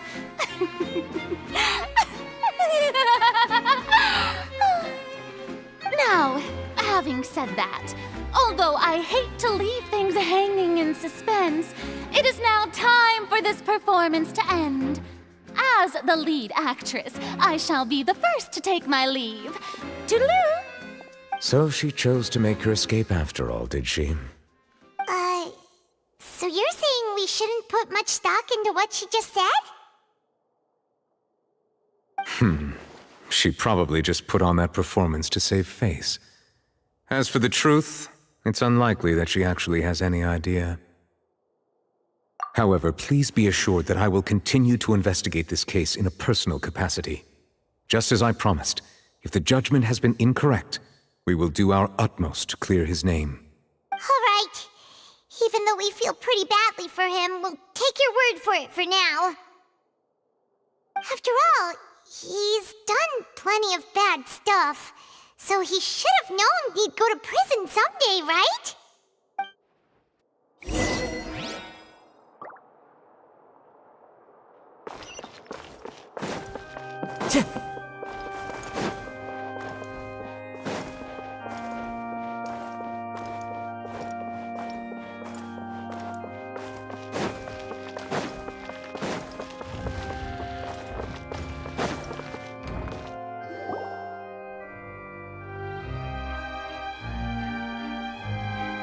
Hey, what are you doing? Quick, stop him! Traveler! Hey! Traveler! Marcel! What are you doing over here? Stop resisting arrest! Cease, or we'll add another charge to the list. No, wait! I just want to ask the Traveler something. I'm not looking to run away. Please, just let me ask this one small thing. Go on. Thank you. I was being led away when I finally realized something. Where did you first hear the name Vacher? I erased all records of that name. So, unless... Are you still trying to prove your innocence? Give it up. You've already been convicted. Really? You did? You're sure? You met her? But how could that be? How did you manage to do it? The Fountain of Lucine? Then she's been so close to me all along. And I just never... Please give me a chance to talk to her again. Just let the Traveler take me to the fountain to see her one last time. This is the last request I'll ever make in my life. You can do whatever you want to me afterwards. I don't care. What? Give an inch and you want to take a mile? Do you think serial killers get to make requests like that? Paimon agrees. Why should we give him what he wants when he's only done a ton of super terrible things? This request, is it worth as much to you as your life? Of course! Wait, no. It's worth even more than my life. Humans. Will they betray the instinct to live just to satisfy spiritual needs? Very well. I will grant your request. Your Honor, I fear that... I will go with him. You do not need to worry about any escape. In that case, I shall leave him in your most capable hands, Chief Justice. Thank you, Your Honor.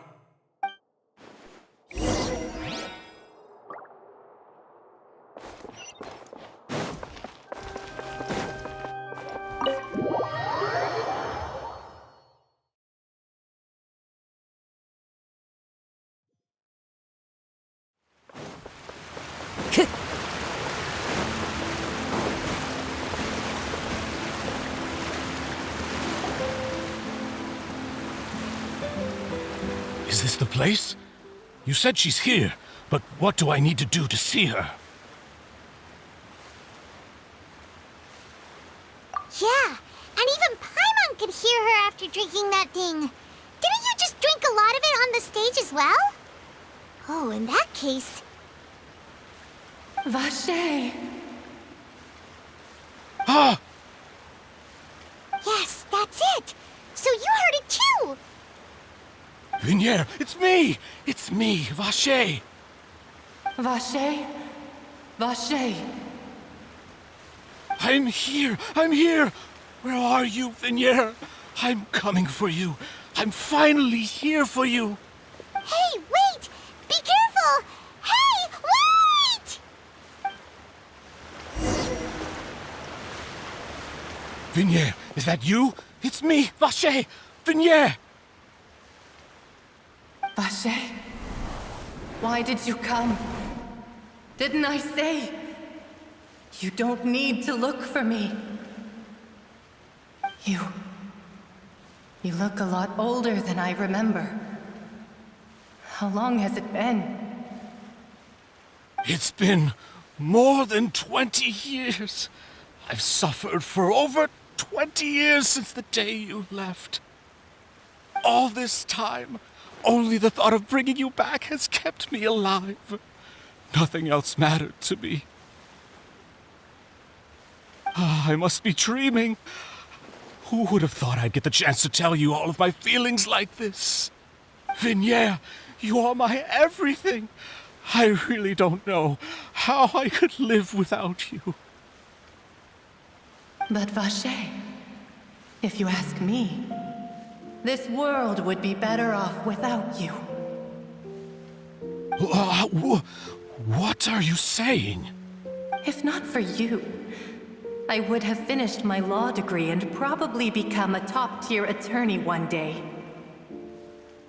If not for you, I would have continued to pursue my love of the arts, and my works would have been displayed in the Palais Mermonia itself. If not for you, I would at least have been able to take care of my mother. And she would not have grown old and died alone, with nothing but the tears on her cheeks.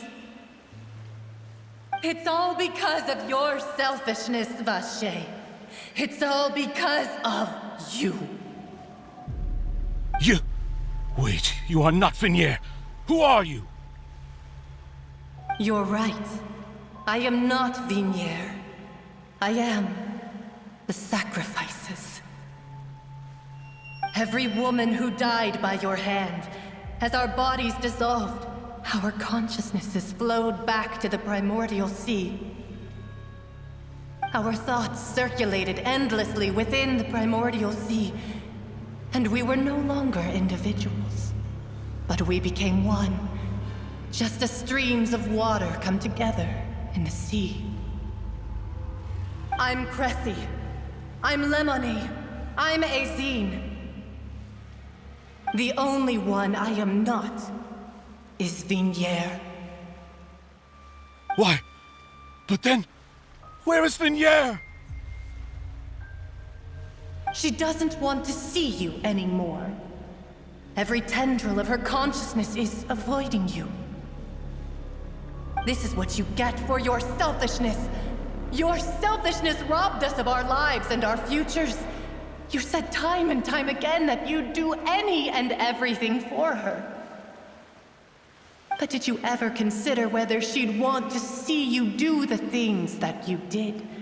If she would despise you for what you became?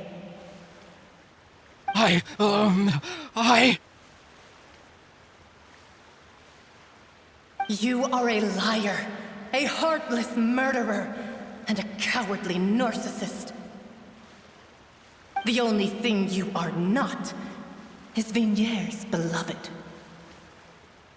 From the moment your first victim died and her consciousness merged with Vignier's, she has had nothing but pure hatred for you.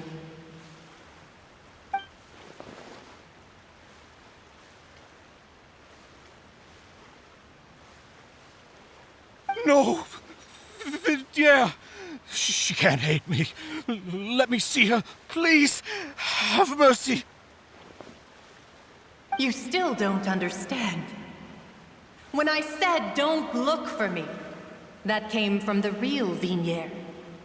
She really doesn't want to see you anymore. But on top of that, she also said that because it's her final drop of pity for you.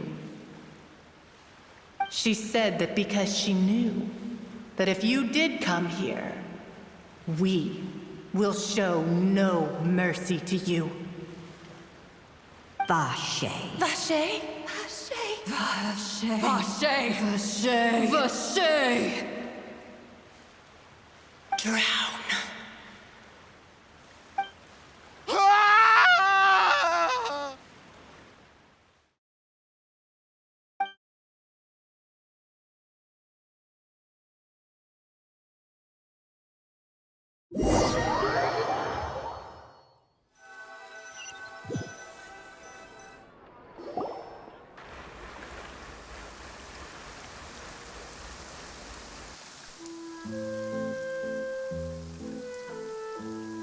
Finally, we have some time to do shopping. Gosh, it's really been a long time since we've been able to relax.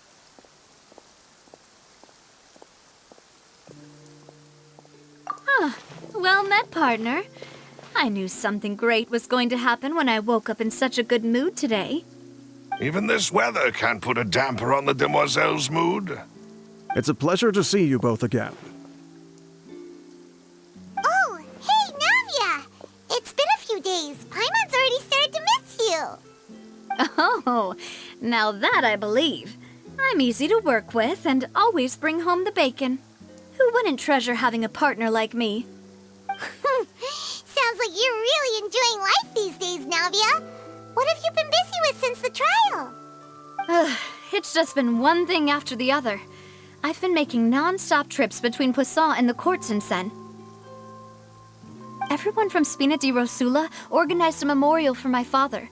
We never held a memorial when he first died, since everyone knew that even if we held one back then, no one was going to come.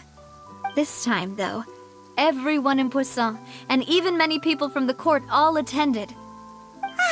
So his name's definitely been cleared now. That's what we like to hear. It's been the dearest wish of Demoiselle all along. That blasted stubborn fool. I was right to put my faith in him. I'm so glad I didn't give up on the case all those years ago. Oh, by the way, I ran into Charlotte just after I left the memorial service. Well, maybe it'd be more accurate to say I knew she would be there, and there was no way she'd just let me go. Huh? So you know Charlotte too? The Charlotte? Journalist from the Steambird? Yeah, way back when I first became the president of the Spina di Rosula, she was all over me. Wouldn't take no for an answer. I believe the story was called The True Heart of Darkness, Secret Tales of the Yellow Rose. To be fair, though, it was a really flattering feature. So, we've been on pretty good terms ever since. She was trying to lean on our friendship to get me to do an exclusive piece on the serial disappearances case. Oh yeah, she told us about that. She's always been super interested in that case, so now her wish has finally come true too! Anyway, I told her to make sure that when she writes about you guys entering the opera house with the critical evidence, that you both sound really cool. Now that's another thing to look forward to. We trust Charlotte's skills with a pen for sure. Oh, and in other news, I also took Clorinde out for a meal. Oh, are you two on better terms now? While you were investigating Vaché's headquarters, Clorinde gave testimony on my father's behalf. It was thanks to her that we were able to turn the tide. I wanted to thank her. I mean, there's also no point in being awkward all the time, so we took the chance to reconcile with each other. Oh, that's great! Paimon also thought Clorinde wasn't actually a bad person. It's always good to have more friends. Anyway, now that the case has finally been solved, perhaps it will slowly begin to fade from the public consciousness. Oh, actually, there's still one last thing I need to do. What is it? I should pay a visit to my father's grave and tell him the truth of what happened, as well as how it all ended. And on top of that, just how much people still look up to him to this day. That includes me, too. Miss Navia. Indeed. We want to go too! We also think Callus is a really admirable person. Sure thing. I'd like you two to share the moment with me. After all, without you, there might not have been such a positive ending. And in that case, everyone, let's be off. Considering the recent weather, we'll be lucky if we can reach Poisson before dark. Yeah, you're right. It's been raining non-stop for a few days now.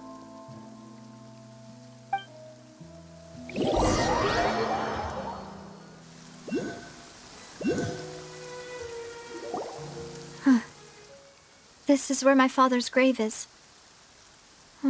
To be perfectly honest, even I haven't been back here for a long time. Huh? There's someone there already. Wait, that figure. It can't be. Isn't that Neuvillette? Why would the Chief Justice be here? Huh? Navia?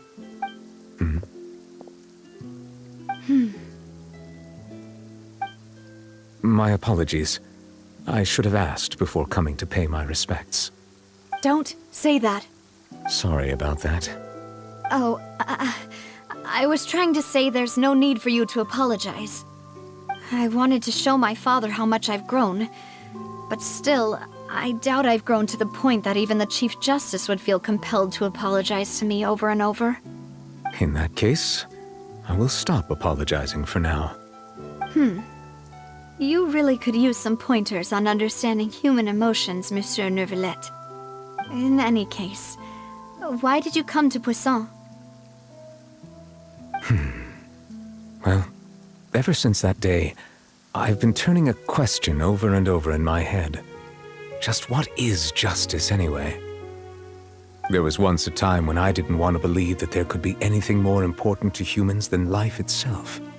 Oh, rather than that, it's probably more truthful to say I didn't believe humans were capable of resisting the most basic instinct of living things. That they could rebel against their own nature, or consider certain things to be more important than their own lives.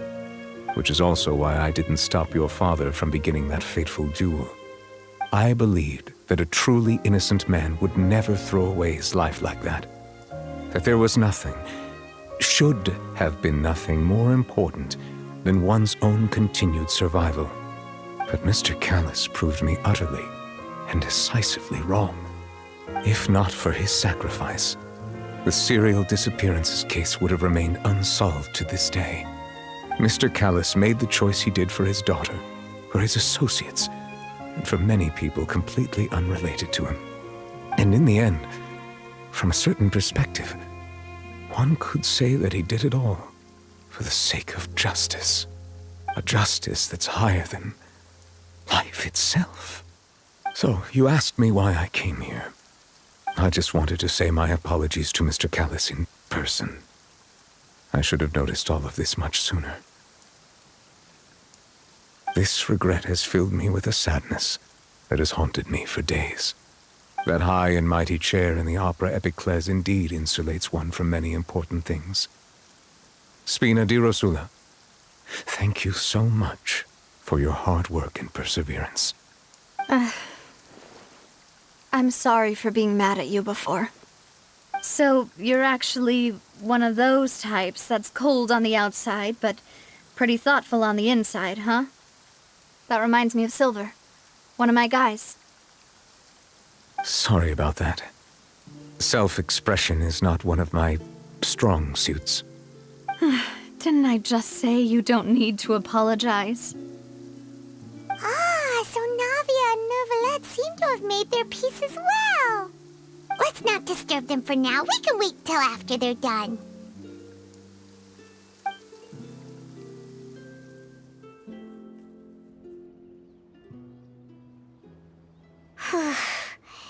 Paimon's never paid respects at someone's grave before. Did Paimon do anything rude there? Huh? Oh, Paimon didn't know that was a thing. But Paimon doesn't know what she would do if she can't fly. Oh no. Paimon hopes Miss Navia won't be too mad. Anyway, Neuvillette is still standing around there. It's not often that we can catch him alone like this, so why don't we go talk to him for a bit? If we can't talk to Lady Furina, we can at least talk to him, right?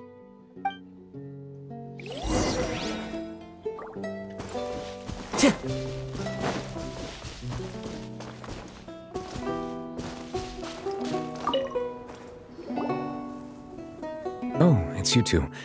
Did Miss Navia invite you to come pay your respects to her father? Mm-hmm. We ran into Navia on the streets today, so we just followed her here. I see. Then is there something that I can help you with? Well, it's pretty hard to run into you like this since you're usually super busy. So we figured we could try to ask you a few questions, if that's okay. Please feel free. Though outsiders, you helped us solve one of the greatest mysteries in Fontaine, and it would be my pleasure to return the favor. So, at court, the bad guys referred to that special water as water from the primordial sea, but what is it really? Truthfully, that name is already quite accurate. I can only surmise that Vacher and his ilk only learned of its nature and existence after extensive research. There used to be a special sea on the surface of this planet. The nature of its seawater was rather different from that of the sea we know today. Most of Tevat's life forms were first born in that special sea. You could say it nurtured much of the life on this planet. Huh. So it really was where everything began. It makes sense to call it primordial then. But today, the primordial sea no longer exists on the planet's surface. What Vacher discovered must have been some kind of special case, or a remnant from a truly ancient age. Huh. So that's how it is. Oh, you really know everything, Monsieur Neuvillette. But if that's the case, then why would people At least people from Fontaine dissolve in that kind of water. Indeed. Why would the primordial sea, which was known to engender and nurture life, suddenly reverse itself and devour life instead? To be frank, that also doesn't match my understanding of this world and its laws. There must still be some unknown secrets around the people of this land. Is there anything else you'd like to ask me about?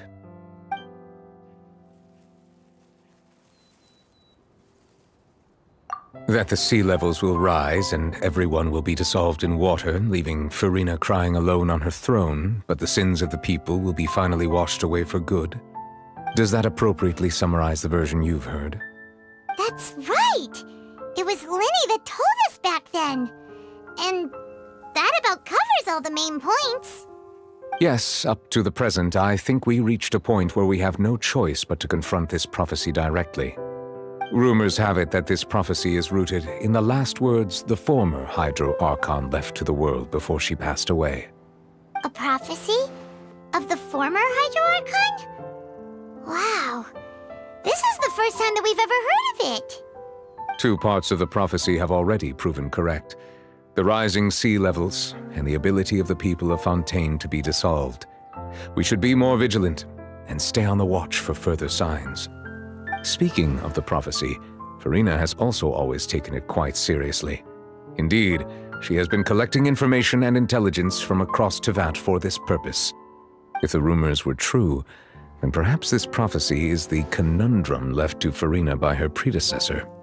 But with Farina being the way she is, can we really trust her to solve it? Is there anything else you'd like to ask me about? My apologies. My investigation has still not reached its conclusion. However, I still believe the judgment of the Oratrice was not rendered arbitrarily. Huh? But you also said you thought he was innocent. For many years, I have been quite aware that the Oratrice does not simply mechanically repeat the verdict that I give on each case. As a divinely created mechanism, the people's unified faith in the concept of justice is integrated into it.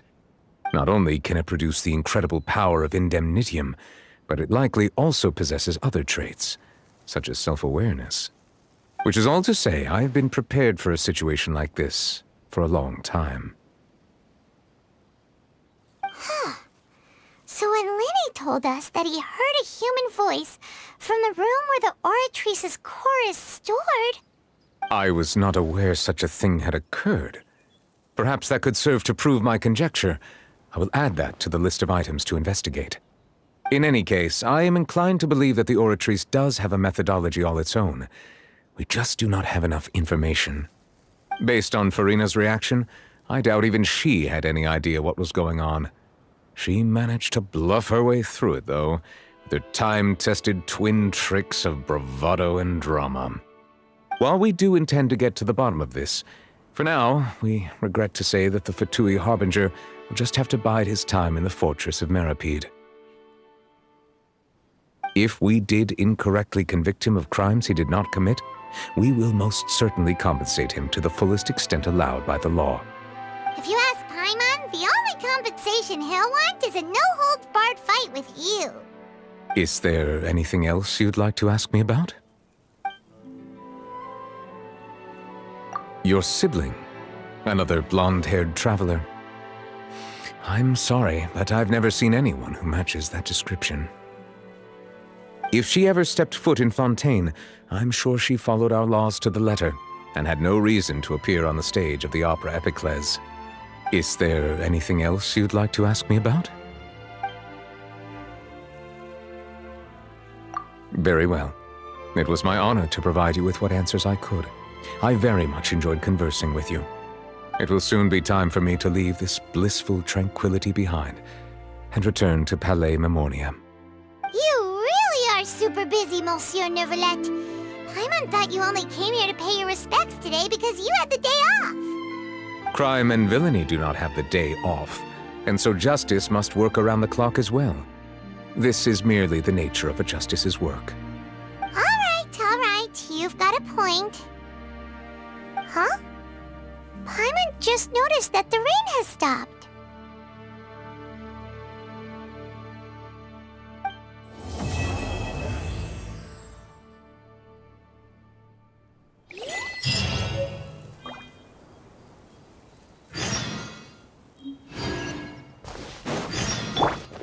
One down! The wind knows me. Go! If we bury it, maybe it'll spring back to life. Go!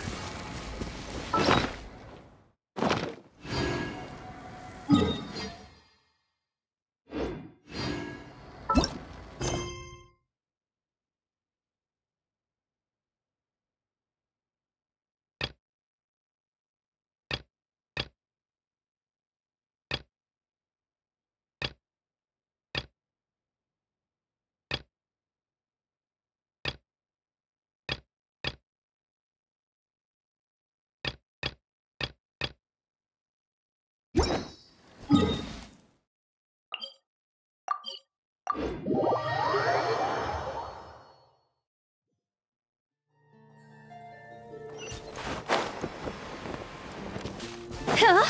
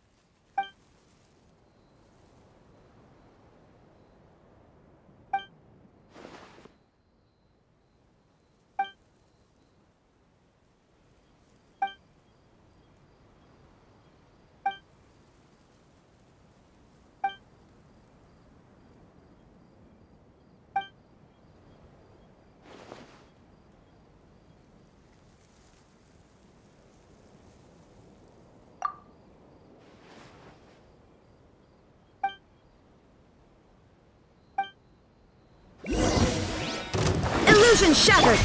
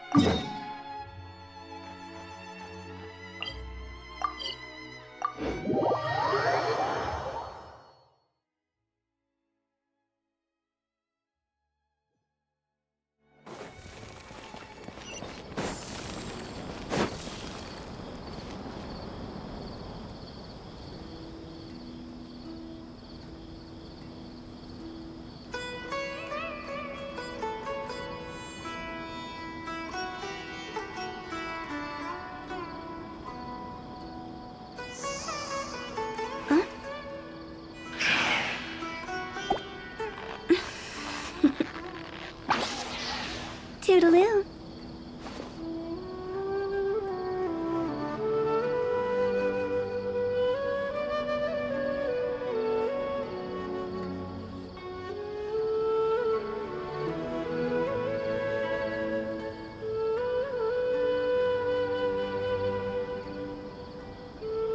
Silly churl, Billy churl, silly Billy, hilly churl. Ooh.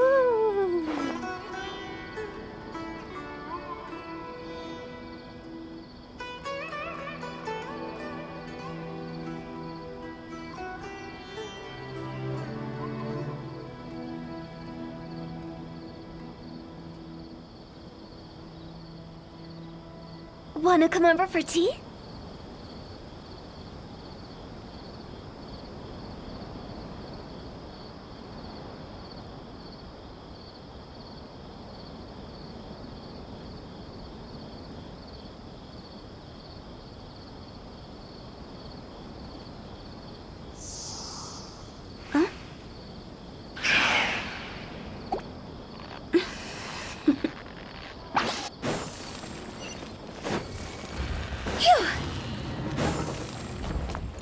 But since we haven't heard from him, we're starting to suspect that the case might be more common to some serious consequences.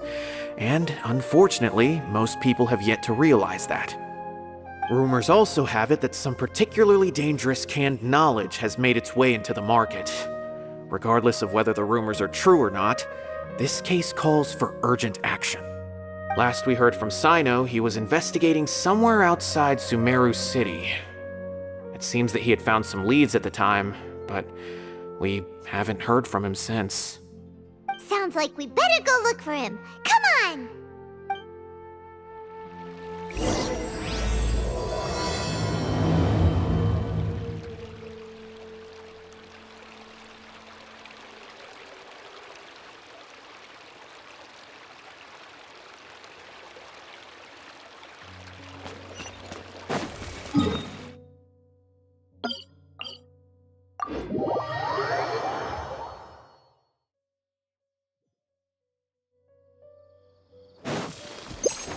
With the wind.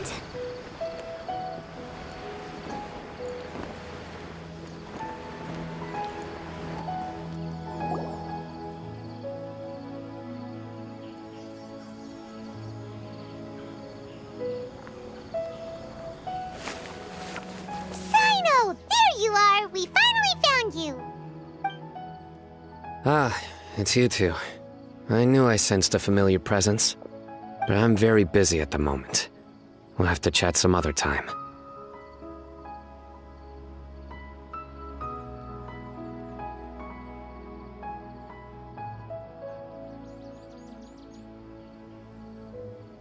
That's right! Nabil asked us to come and check on the situation. So Nabil told you about this? Divulging my location without authorization. I'll let it slide for now. This isn't the time for that. I see. Well, the situation might be more problematic than you anticipated. I've already questioned several people, but gained very little information. Long story short, I was able to learn of the secret location where the canned knowledge is being sold. You're welcome to accompany me if you're interested. Whoa, sounds pretty complicated, but having a chance to catch bad guys with Sino, it's like we're a part of the mantra. All right, sign us up!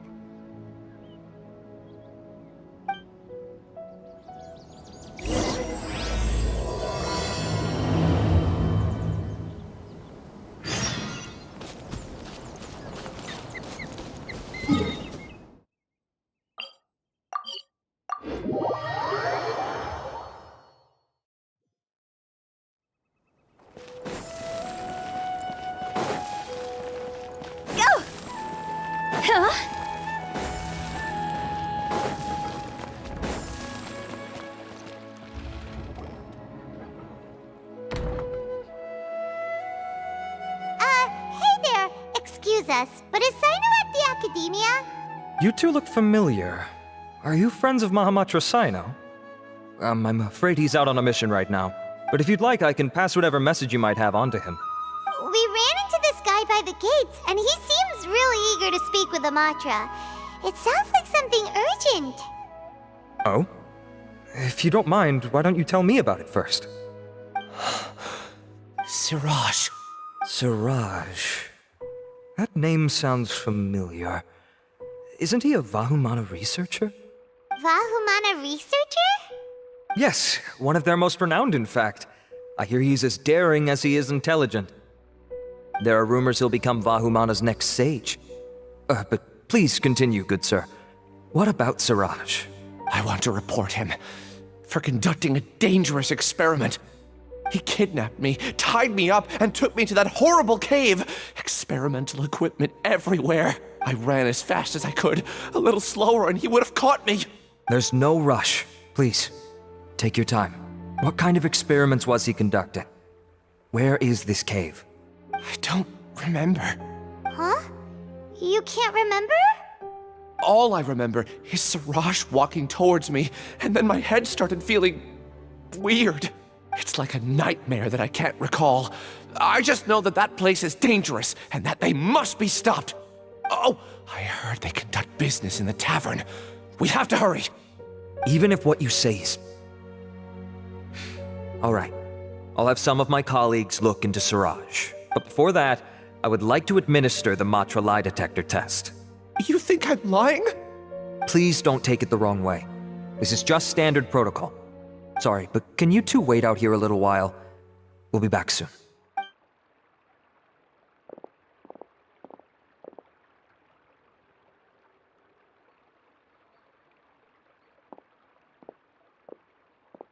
Huh? Alhaitham? Let me bring you up to speed. First things first, Ilyas passed the lie detector test. This indicates that what he said is highly credible. As such, we've decided to launch an investigation based on the leads he provided. Per protocol, this matter was reported to Acting Grand Sage Alhaitham.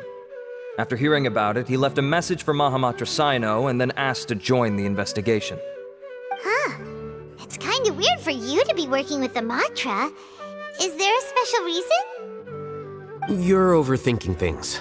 My interest was piqued is all. Really? I'm unsurprised you have this much free time. In that case, let's join in as well, shall we, Traveler? It's already against protocol for Acting Grand Sage Alhaitham to participate in this investigation. As for you two... Oh, never mind. After all, you were the ones who brought Ilyas here. I'll allow you to accompany us, but you have to promise to keep everything confidential. Don't you worry. Our lips are sealed. All right, in that case, I'll fill you in on what we know so far. Ilyas claimed that Siraj will be conducting some business with a Kasharawar researcher at the tavern. This is one of his few clear memories. It seems he stumbled upon this information while escaping. Incidentally, Siraj isn't at the academia right now. He applied for long-term off-site research 1 month ago. It's close to the time that Ilyas had given, so we've decided to head to the tavern and investigate any suspicious persons. That's right. Arav, prepare to head out. You two, do as you will. Oh, come on! We already said that we're coming!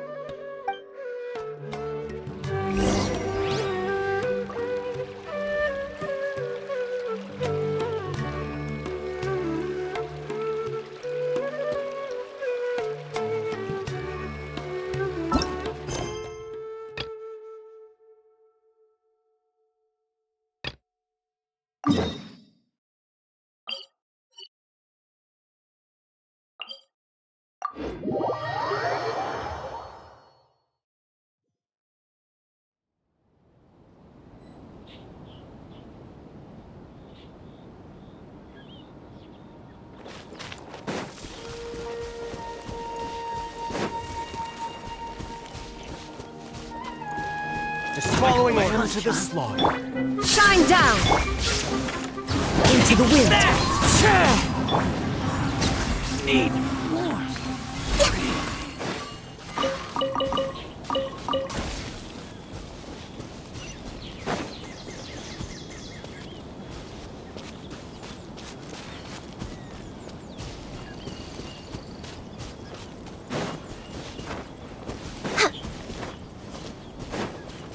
Next on the agenda,